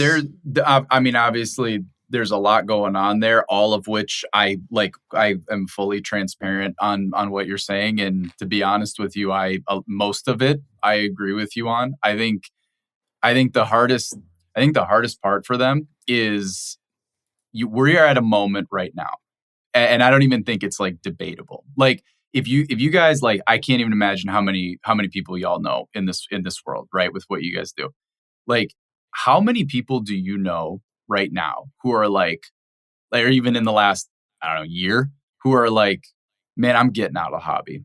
I gotta go. Like, I'm out of here. Now, some people might move. Some people might go to Lorcana. Some people might be like, I want a piece of this and I'll come back to Pokemon. Some people might continue ripping Topps, but like, nobody's leaving. Like, everybody had, like, this thing has arrived. And what's hard about that is it's a wonderful thing, but what's also very difficult about that is, like, now for Lorcana, to that exact point, the new kid on the block, sort of the alternative punk rock vibe and stuff like that. Well, now it's growing at such a rate where it's like, now you have Naruto that has a TCG coming out. Mm-hmm. When someone told me about Pal World, I was like, what the heck is that? Like, what is that? What are we doing? Like, what are we doing? Yeah. Like, what are we doing? This looks like knockoff Pokemon. And look, at the same time, look, if that, but again, if that's what you're into and that truly makes you happy, then who am I to say any different, man? Like, if it's going to make you happy, then, again, it always comes back to, if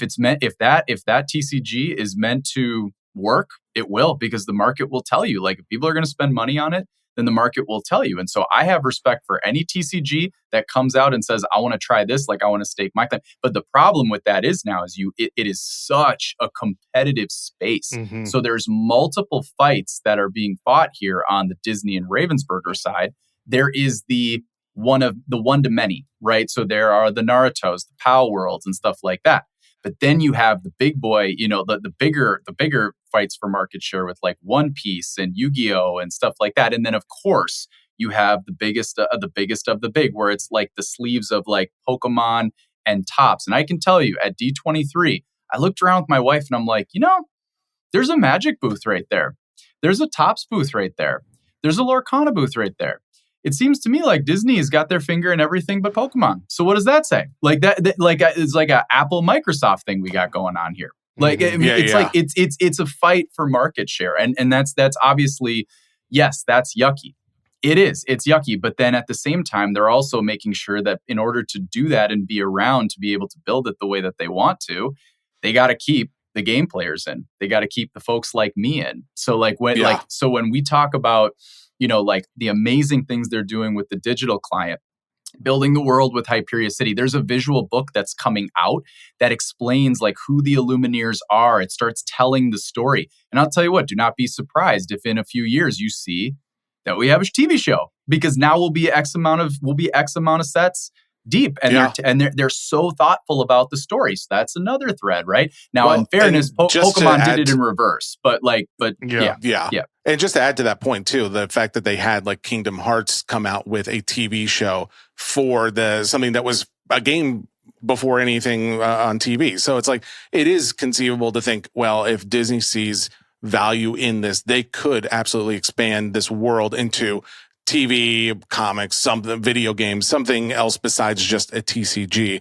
And to see like the lines of people that were there for the Lorcana events and to see the people that are getting in line for the cards themselves, it does make me think whether it is just flippers, say it was 100% flippers, it doesn't mean like that is going to crash this card set. It just means like, oh, okay, well, maybe there's an imbalance right now at this very moment because it is hot, but that doesn't mean it can't still have a lot of really good natural growth that is being seen at the other mom and pop TCG shops that are out there having Lorcana game nights. And just because Ray hasn't seen anybody playing it in person doesn't mean that aren't people playing it in person. It just means it's not as frequent of a thing as it is with Pokemon or maybe Magic the Gathering, because again, this is what, 3 years old, 2 to 3 years old, right? Like it's not a completely like concrete TCG, but I think we can all agree the IP is concrete. So now it's just, let's expand from there. And if they want to jump the gun a little bit by putting out serialized cards, I say, let them give it a try. Cause I mean, it doesn't hurt anything other than it will bring in either flippers and or the card collector that's not a TCG player. Cause there's how many of those that are already into Disney Chrome. We're seeing the Disney Chrome market explode. And oh, by the way, we also have Disney cards right now that we could serialize. It would be almost foolish for them not to do it. But again, I get why you're saying like, oh, it doesn't feel hip or cool to the vibe of what we're trying to create. But that's why it's like, I'm kind of glad that it's not just like, oh, another card in the set. Now it's a card, but you got to go buy this product to get it. So it's like a little bit of separation between your hardcore, hey, I'm getting my booster box, or I'm going to go get my trove and I'm going to play the game from the card sets that I make there. And then it's also, hey, I'm a collector. I'm not going to play this at all, but I do really like the IP and I do like something rare and I'm going after this product over here. Yeah, just like how Magic's doing it. Exactly. Yeah. And you can see the Final Fantasy, like those Kokobo serialized cards, they're going crazy. Like those packs are going crazy. Mm-hmm. So, I mean, I bought, what is it? The Magic the Gathering Hobbit collector booster over the weekend. They're like $50 for one pack. Yeah. Oh, really? So I can't imagine. Do we know how many packs are going to be in the collector box booster? I know box? there's going to be 12 cards, and each card will have its own unique foil on it. I don't know if they mentioned the packs. They very well could have, but they were. Okay. I mean, what I took from it distinctly is they're making sure that they distinguish the CBB like commons all the way through Epic, and then the enchanted and iconic are what they are. Versus what you're going to get in the actual booster box. I don't know if they mentioned the packs. They may have. How much do you think one of those boxes are going to cost? Like MSRP? I think the price will go progressively down because like I don't know where they're going to start, but from the moment people start ripping, every illustrious rare that gets pulled, it will go down. Well, possibly. I mean, more than likely because it's going to start very high. More than likely, right? Like MSRP. Yeah. How much are we thinking? Like what would Target sell it at? I mean, like Target.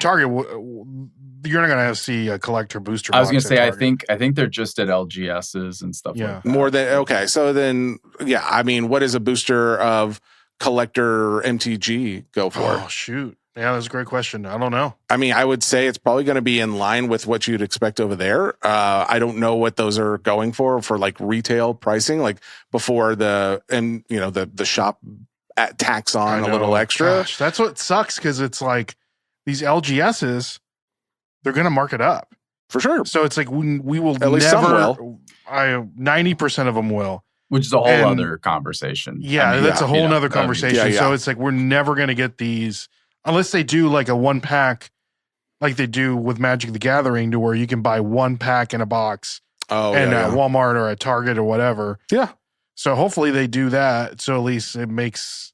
Well, I think that you raise some valid concerns. And I do think like we saw a big bump in the Lorcana market. And I think we've seen it flatten out to dropping just a little bit. Because I mean, I'll tell you this much: by sharing this information, it doesn't help me any. Because I bought the iconic Buzz Jungle Ranger PSA 10. I bought it like it was at the National for $4,200. I got them down to $3,700, and I was happy about that because like there were several selling for like over $4,000 at that very moment. So it's like, okay, very cool. Over the weekend, you had 3 sell for $3,000, $3,100, and $3,100. Oh, wow. Those are the last in between when we talked, in between when we last talked and now, that card in PSA 10 fetched $15K. People paid $15K for that card. Yeah. You know, and that's where it's like, you know, like, oh my gosh, it's all dying, it's all collapsing. No, it's not. It's just it shouldn't have gone for that in the first place. Yeah, like what you got it for is like that's solid. Like that's fair, you know. And I think like the fact that you're seeing it drop more than because I thought like 4,200 is like, oh, okay, well, if I got it for 37, I'm probably going to be fine. But then seeing it at 3,000, 3,100, it's like, dang, I might have to scoop it up. But that's exactly what I'm thinking is that, and because you don't see any others for sale at that price. Those were like some auctions that went for lower, but it's also like, this is it. I try not to view it from the lens only of this is what it's doing in this moment. I think of, okay, if this is what it's doing, then this is what it could do down the line. And for me, in this moment, if I'm looking at it from the perspective of, I am only a flipper. I am only in it for the money. I am only trying to get as much bang for my buck as I can. Well, the best thing to do is get an IP that's super popular and find something, if you possibly can, that is low to get into, that the starting price hasn't already gone out of this world. Yeah. And if you think of Lorcana as like, oh, dang, well, that one's actually still kind of low compared to most other really popular IPs in the same area.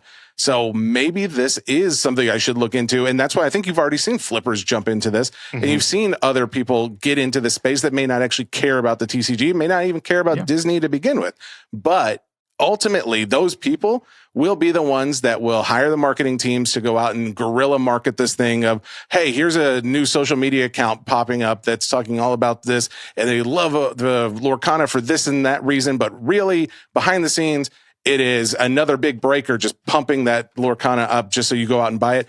I'm just saying I don't love that. But if I am someone who actually does like the IP and I do like the set and I do like the TCG, I don't think it hurts that overall for the fact of, oh, my collection's going to go up in value because that person did that. The only big problem I see is what happens afterward, which is, do we see a crash? And that's where I don't want to see, just to be clear, I don't want to see those things happen, but I'd be foolish not to think like, oh, people do that in any of these hobbies, whether it's Pokemon, non-sport cards, sports cards, whatever it is.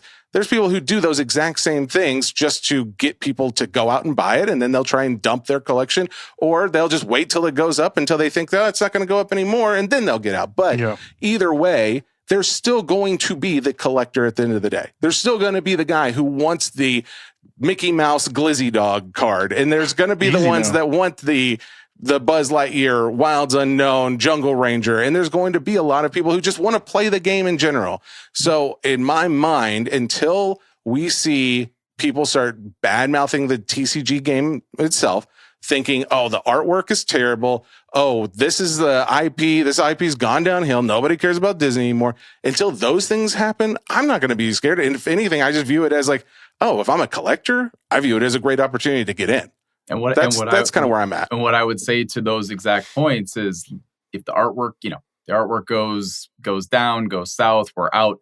And again, like I'm not trying to feed into the illustrious rare, but like with the illustrious rare, like you'll notice on the card, like, and they were very, very clear on this. Like usually the artist's name is in the bottom left corner in very tiny little lettering. Now the artist's name is going to be like part of the name foiling front and center on the card. They're like, they're propping the artist up. You talk about the gameplay where it's like, once that starts going down, I'm pretty sure they capped all the DLCs at like 2,000 people over the past few seasons. Now they're going up to 4. Like, and they will fill those from what I'm hearing. Like that stuff sells out in like 2 seconds. Like they will fill those, and then that will instill confidence in people as well. And so, no, I'm in total agreement. Like you got to be real with it. You got to be very honest with yourself when you start seeing these signs coming in. But I it's kind of one of those things where it's like I know I have a large stake in this, in the sense of just like just wanting to see it work. Like, I mean, I'm over here like talking to myself, like ripping like I want to see this thing work, man. Like, but at the same time, it's like no, I also see what's in front of me, and it's like, no, this thing is growing right now, which is great. But yeah, at the same time, it's still so young, and they're casting a lot of nets at the same time. And no, I mean, at the same time, look, it's, if this were 30 years like Pokemon, I'd be like, whoa, what are we doing? But it's so young that you really gotta try to do these things to understand your market better, to understand like we just want to understand what folks love this. If it's everyone, great, we'll keep doing a lot of different stuff. But if it's, if it's a certain type of demographic from a game player side of things or collector side of things, like we need to understand what that is. And that's why you're going to see there's more cruise promos coming out next year. There's more park promos coming out where the rarity symbol is the little magical kingdom. Like, why not lean into your resources? These are their resources. This is this is what they have. This is the foundation, the infrastructure that was already built in. So just use it and see what happens. That Figment card is going to be crazy. It's going to be sick. Which one? It's going to be sick. The Figment. Figment card? The next part. I think it's for the the next part Epcot promo. Oh, I don't know if I or remember Festival seeing of that the one. Arts. Yep. It's like the that purple dragon. You know who Figment? Yeah. Oh, I didn't realize that was the name of the dragon. Oh, okay, cool. And that's where you'll go around at Epcot and do and they did this with the Donald, Rapunzel, and Stitch, that they made it where you go and do I always use the word scavenger hunt the wrong way, but it's like an activation. You get different things. You go to different checkpoints, and then around Epcot, and then once you complete it, they hand you the card, right? And that so the thoughtfulness is there. I mean, it's there, and yes, and then on the other side, yes, you have CBBs. Yes, there is that. But also at the same time, the last thing I would say on the CBBs is once again, I would just say we started here We were in such a different place a year ago. We have no idea what the origin story was of we should do CBBs. This thing Wait, explain what CBB is. Collector booster boxes. There we go. Collector booster boxes. Yep. So we were in a very different space April of 25 versus April of 26, whenever we kind of, got the word. And it's there were folks who there was one, I feel like there was one big time person who came over from Wizards of the Coast, also had a vision as well. When it's so young and it's so nimble, there's a lot going on. I mean, even listen to what we've talked about here in this session today, in this podcast, we've talked about a dozen things that they're doing, But again, I also at the same time think you won't know what works until you try it. And you have a little bit of liberty to do that when you're young, especially young with, 100-year foundation. So right. Yeah. You're young, but you're not young. You know what I mean? Come on. No, I appreciate it. No, I appreciate your perspective and being willing to jump on here, because I know not only are you tired, but it also is there's a lot of information to sift through, and you've got to share both opinion and fact and do it in a way that is, fair to both. So thank you for jumping on here and helping us to kind of go through some of what we saw glimpses of, to know that you had firsthand experience, to know just how kind of a mad rush you saw. That still makes me happy that, okay, it's not like Lorcana is going anywhere anytime soon. And now that you've come on and explained your viewpoints, and Ray, you sharing yours, it's I do feel like there's at least a little bit more balance to it too, because a lot of times we can be, there could be blame of all you guys is just pump and dump, that's a comment I hate. But at the same time, it's hard to do that if we're not giving other perspectives on it. And I think that's what makes this conversation good. So thank you. After the announcements, I did go out and buy a PSA 10 first chapter Elsa. Did you really? I did. There you go, Ray. What'd you get it for? 21. 21. Nice. Yep. Put my money where my mouth is. That's good. I mean, that's honestly one of my favorite cards. That is not the most expensive, but it is it's an enchanted. It's the Eye to Eye, and I've still been looking for the PSA 10. That's the one from Fabled, but I will get one of those. Go ahead. I was going to say, Ray, that was a good opportunity for you, because I got my PSA 10 Elsa once again, where no one cared about Lorcana on the collector side. I got it a couple years ago for 15. So you getting in at 21, that's pretty nice. That's pretty good, man. That you're gonna like that one. You're gonna like that. I said people are gonna want to go back and collect the chase out of the first chapter in the future, and I said I think I need to get it. Yeah. Honestly, I think there's probably a lot of people who thought the same thing as far as the serialized thing being a negative thing, and I think that may be why. Because I'm looking at the Eye to Eye PSA 10, and it just went down. It was selling for 12 to 1300, and then like there was one that sold, over the last few days that went down to 1,000, and it was just like, or 1,100, and it's like, well, I do wonder if like, this is again, if you are still in on it, this probably won't be a better time than right now. Agreed. Because there's going to be a divisive outlook on this. And while that is still, because ultimately I do think whether you are for it or not, it will still raise prices of things because there's going to be new people that are going to jump in, and there's going to be those flippers that we talked about. But I think that if there's going to be a reason to buy right now or a reason to buy low, it's going to be because of this. And I kind of want to go out and start looking at that eye to eye. I have a lot of saved searches on my eBay right now that I'm looking for a certain price for certain cards.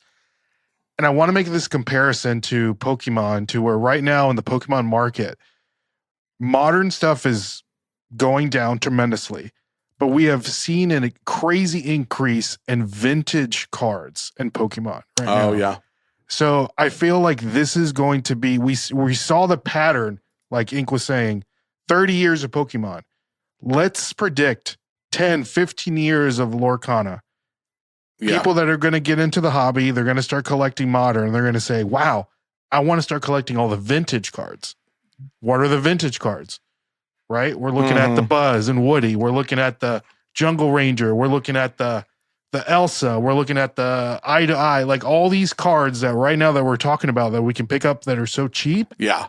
Down the road, these are going to be the cards that, like Pokemon, man, I wish I would have got that when it came out. Sure. Yeah, absolutely. So that's kind of the idea. I hear this all the time too. Like I get this in my comments all the time of like, what is, like, if I'm someone new who wants to come in and I want, I need to ball on a budget a little bit, like where would you start? Because it is hard, especially nowadays, to not talk about the Enchanteds, the Iconics. Now we're going to start talking about Illustrious. Like it's very, like you don't want to lose sight also of like folks who come in and say like, how do I get started? Like, go look up Fabled Epics right now, because Fabled is as we know, Fabled is a very, very expensive box. I just bought a trove at Frank's the other day for like over $300. That's a trove, right? So booster box, it's probably still, it probably has dipped under a G right now, but still, this is this thing has not even been out, for like, for whatever, for a year maybe and a half year or whatever. or so. Yeah. So what I would say too is like, go look at those epics. Like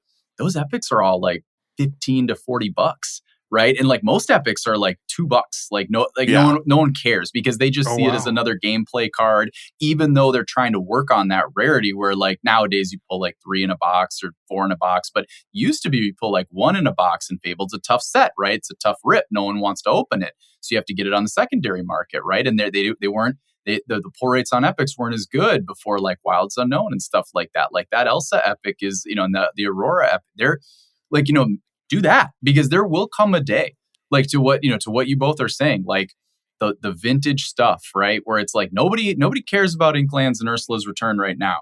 Give it a few years, give it 5 to 10 years, like, and we'll see. Yeah. Everybody cares when it's hard to find. Oh, you can't find this. Oh, okay. Well, I don't know what it is, but I want it. Now I want it. Yeah. Exactly. I can't get it. Like that is such a driving like lobe of the brain, like especially with collecting. That's like, FOMO. Oh, you can't get it. Like, okay, well then I want it. And I'll pay whatever. Yep. And stuff like that. So the Elsa, the Cinderella from Floodborn. Anything from even though Inklands was overprinted and stuff like that, and you'll see Fabled because Fabled was slightly short printed. You'll even see the epics. Doesn't need to be the Mickey and Minnie iconic. It doesn't need to be what I agree is. I think Eye to Eye is the most. It's a hot take and it's my take, but I'm in agreement. I think Eye to Eye is the most beautiful enchanted in the in Fabled, and everyone's got their choice. And I'm a big Circle of Life guy as well. So like Eye to Eye and Circle of Life are my two big ones. Yes, like those two. Like so you have those, but and now you see them on like play mats and lore counters and stuff. So it's like, I think we all agree, like those are two really good, those are two good cards. But even the epics, like I said, stuff like that, it will go up. It will, because eventually people just won't be able to get it and they'll be like, oh, well, now I want it. Don't let that happen. Like go now, like be first. Yeah. You know what I mean? Like, because you right. want it, to what you guys are saying, because I want the Elsa, because I want the Eye to Eye, because I want the Buzz, like because I want them, because they make me feel some type of way. Like be that guy, All right. I think that probably wraps us up then, because I think that is a good way to end it. And I think going back to what we like to say, collect what you love. You know, It doesn't matter. If you love Eye to Eye, go for it. If you love Elsa, go for it. But it doesn't matter. We're just trying to give you education in the facts that you need and maybe a little speculation too. But at the end, whatever you want. That's all you, buddy. So thank you. All you, buddy. Thank you, Ink, for coming on here, man. Really do appreciate this. Really like a hand clap, like yeah, exactly. Sound effect. We'll put that in post. But no, Ink, thank you. If they want to follow your content, get more information, where can they go to find you? Yeah, YouTube Digital Inkwell. If you want to see what we got up to at the D23 event, we vlogged it, posted the content. Go check it out if you want to. Go follow us on Discord, and yeah, we'll see y'all in there. Awesome. All right, Ink. Well, hey, thanks you again, and all the best. Until next time, have a good one. You too, boys. Thank you. Pros, find the right flooring for the job in Lowe's newly redesigned flooring showroom. Shop our expanded assortment of trusted brands and get up to 35% off style selections, Stainmaster, and Stainmaster Pet Protect Special Order Carpet. And while you're here, save $100 on a DeWalt 20-volt max 6-amp-hour 2-pack of batteries, now just $179. Get more of what you need faster and save more where it counts from the ground up. Our best lineup is here at Lowe's. Valid through 8/26 while supplies last. Selection varies by location.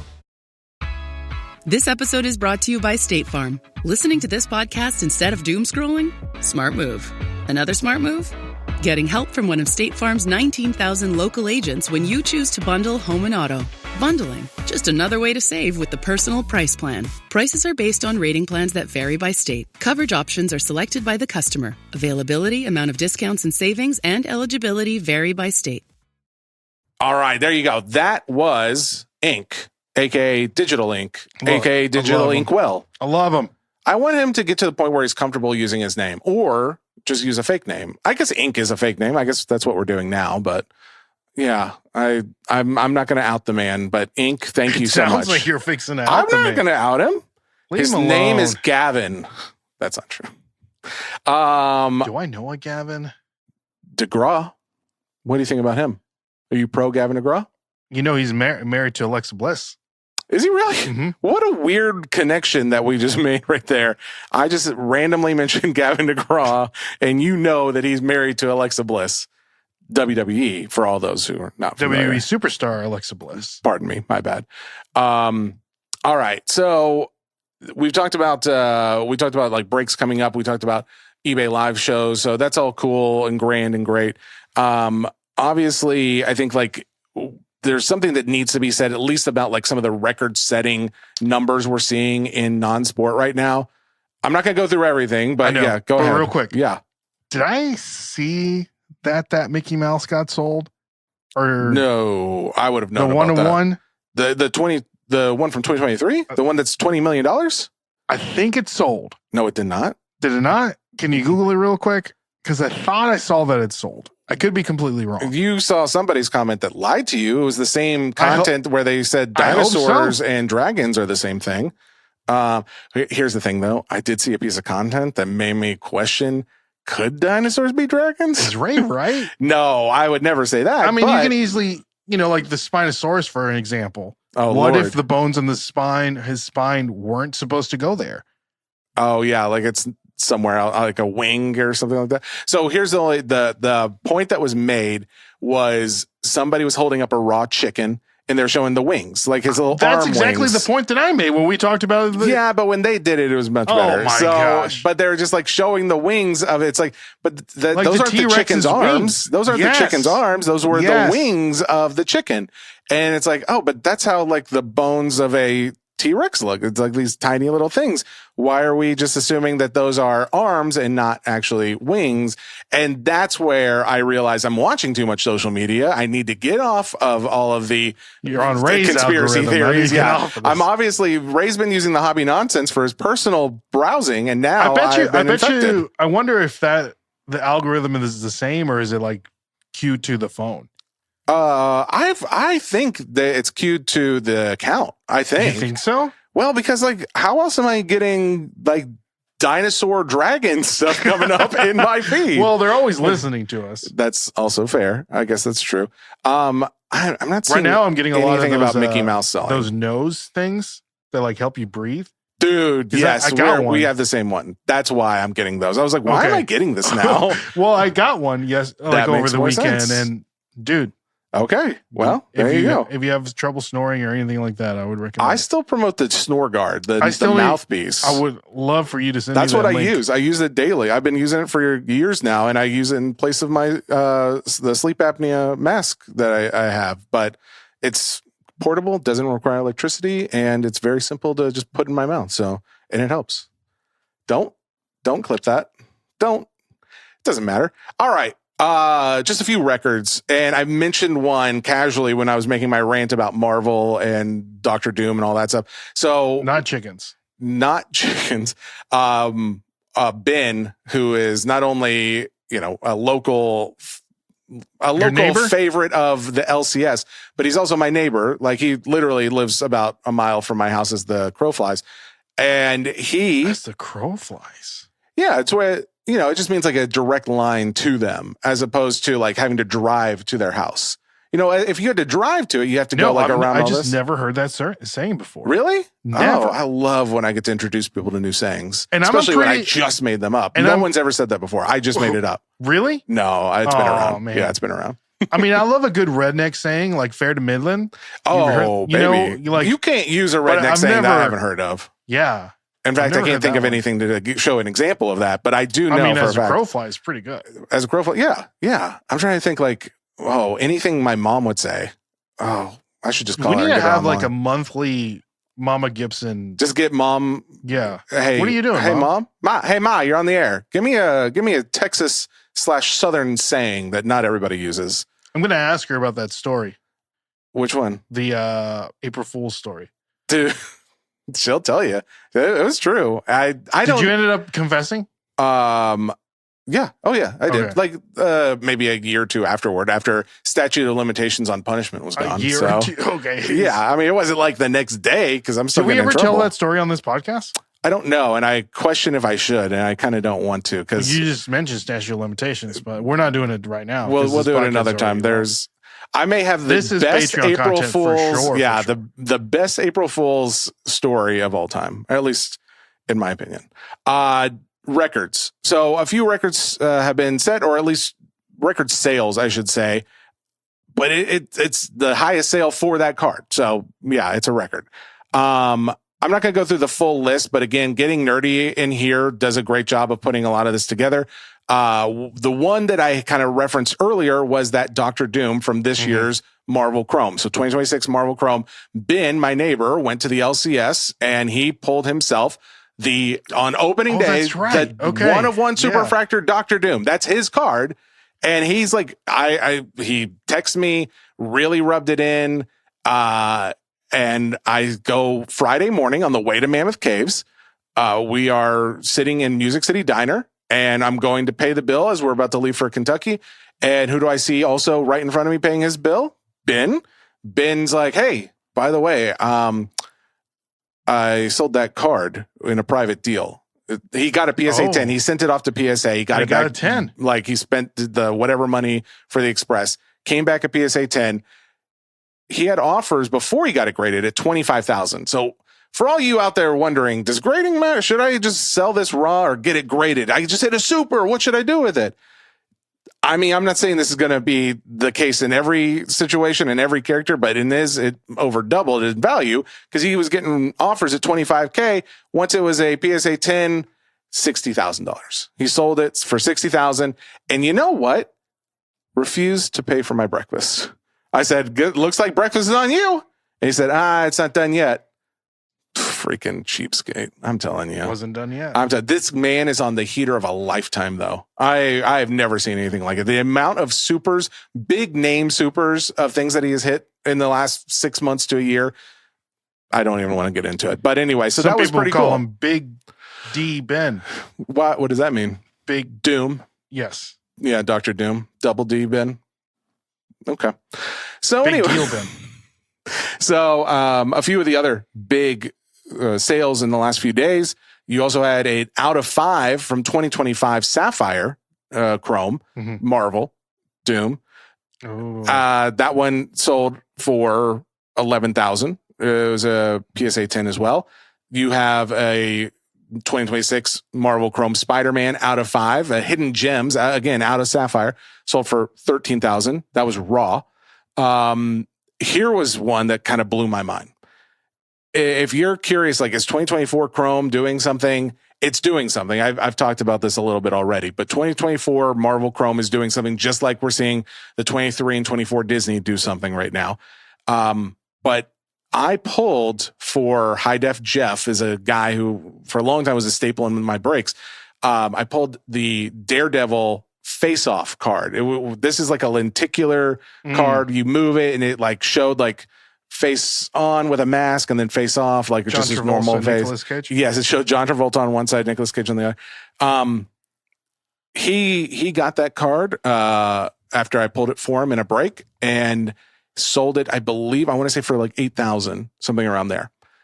Granted, this is not the same card, but the King T'Challa of Black Panther fame, that card in a PSA 10 just sold for $75,000.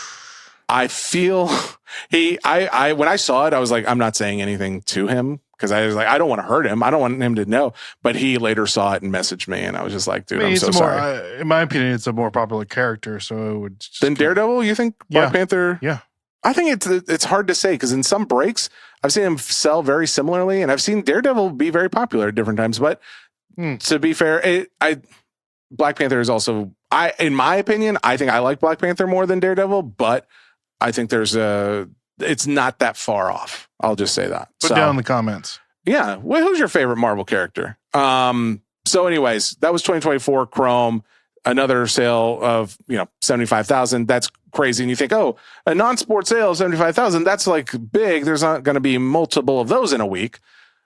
Incorrect. Disney Elsa, the one of one from Sapphire, 2024 Sapphire, just sold for $75,000. This is the Papadage one of one. Honestly, I kind of thought that was low, but it's not the Sapphire Selections card. So it's not like her. If it was like the base, Elsa card in there, one of one, I think that goes for 6 figures easy. But yeah, this one sold for $75,000. The Sapphire Selections, was that an insert in that? Or what is the Sapphire? Yes, it's an insert in there. Yep, exactly.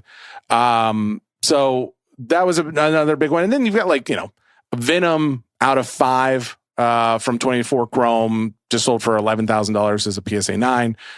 There's a few other big names, big sales over the last few days, but I don't have to go through all of them for me to emphasize to you, listener, that these markets are going crazy right now. The non-sport, if you've been listening with me on my journey from like sports cards nonsense to hobby nonsense and talking up non-sport and getting into non-sport cards, I've talked about all these cards for the last number of years. Like, this has been what I have been into.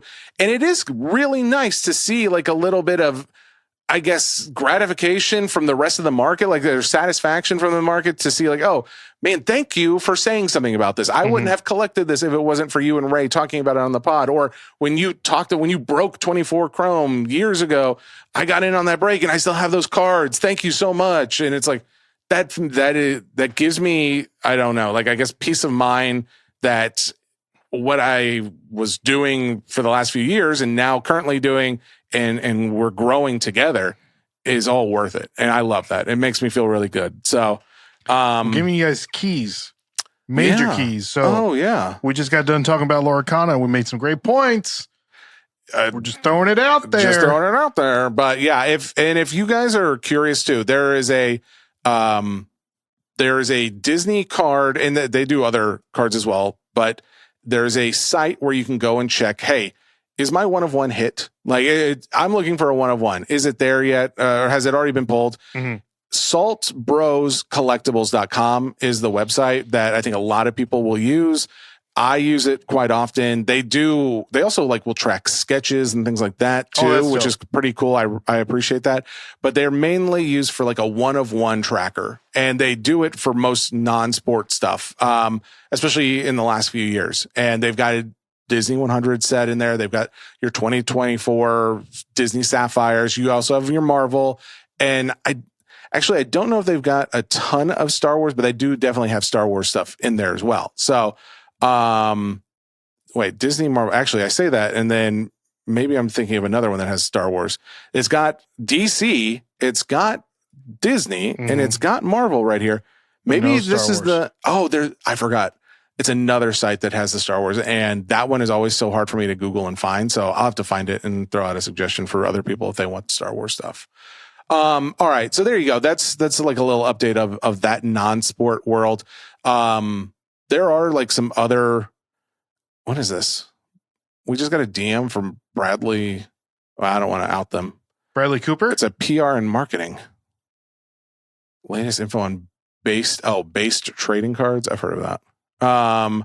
Anyways, sorry to digress. Based trading cards. It's a name of a company. Oh, I forgot there was a 24 Topps Chrome Disney Cinderella out of 5 that just sold for $25,000 as well. Yeah, I did see that. That was a big one. Highest sale of a Cinderella card so far. Oh, okay. Yeah, very nice. I think I'm almost done with all the content. Like I'm going through all of my notes of things to discuss, and I think I've run out.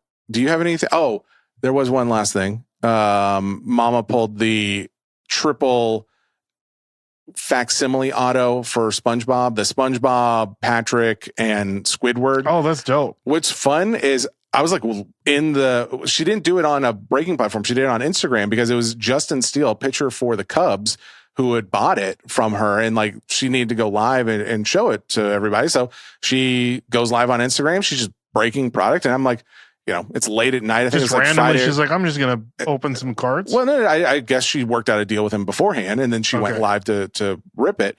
And it was either Friday or Saturday night. It was late, and I was like, all right, well, let's see what's in there. Cause I've got that case of SpongeBob Sapphire that I was like, you know what? I think maybe it's time. Maybe I'll sell that. Maybe that's one of the things I'll take off the table. And so I'm like, all right, let's see how this does. And she's like, oh, that's a super. I'm like, of course, Mama's got a super, because I'm over here on my cold streak of no supers, and I'm not putting her down. I'm just saying I'm jealous.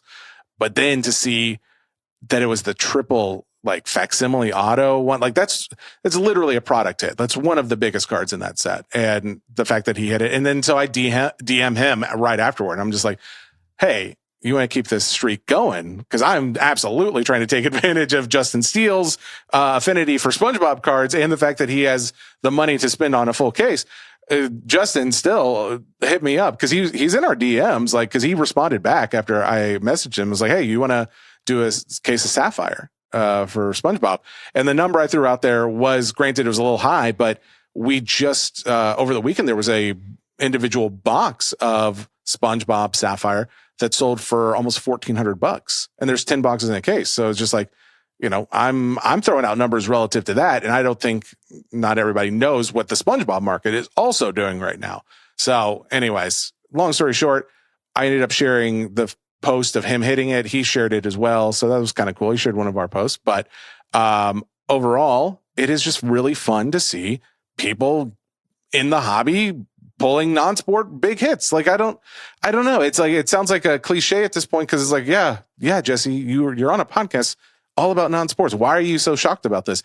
And I think I'm just shocked because there were so many years where nobody cared, or I got made fun of by a vast majority of people for even talking about it, or the fact that this podcast can exist in a form where we are the second biggest on the SCN network of podcasts is no small feat. And to know it's because we're talking non-sport and that's what everybody wants to hear about is a really cool thing to me. So, and I can't say this podcast would be anything without Ray, the other host of the show. Because honestly, like, all the new marketing stuff and like the things that we have planned and things coming out is straight from Ray's beautiful brain. So thank you to everything you're doing. You're welcome.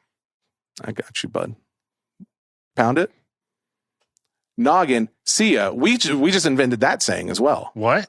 Pound it, noggin, see ya. I think that's how we'll sign off the shows going forward, because no one's ever done that. Anything else you got? That's all I got. As the crow flies straight. That's not a mom. Stay tuned. We're going to call you. We're going to get some feedback. All right, guys, that's just been your show. Thank you so much for listening. Until next time, we appreciate you being hobby nonsensers. Collect what you love. Collect what you love, nonsensical hobbyist. And until then, until you start collecting what you hate, we'll keep doing the show. That's right.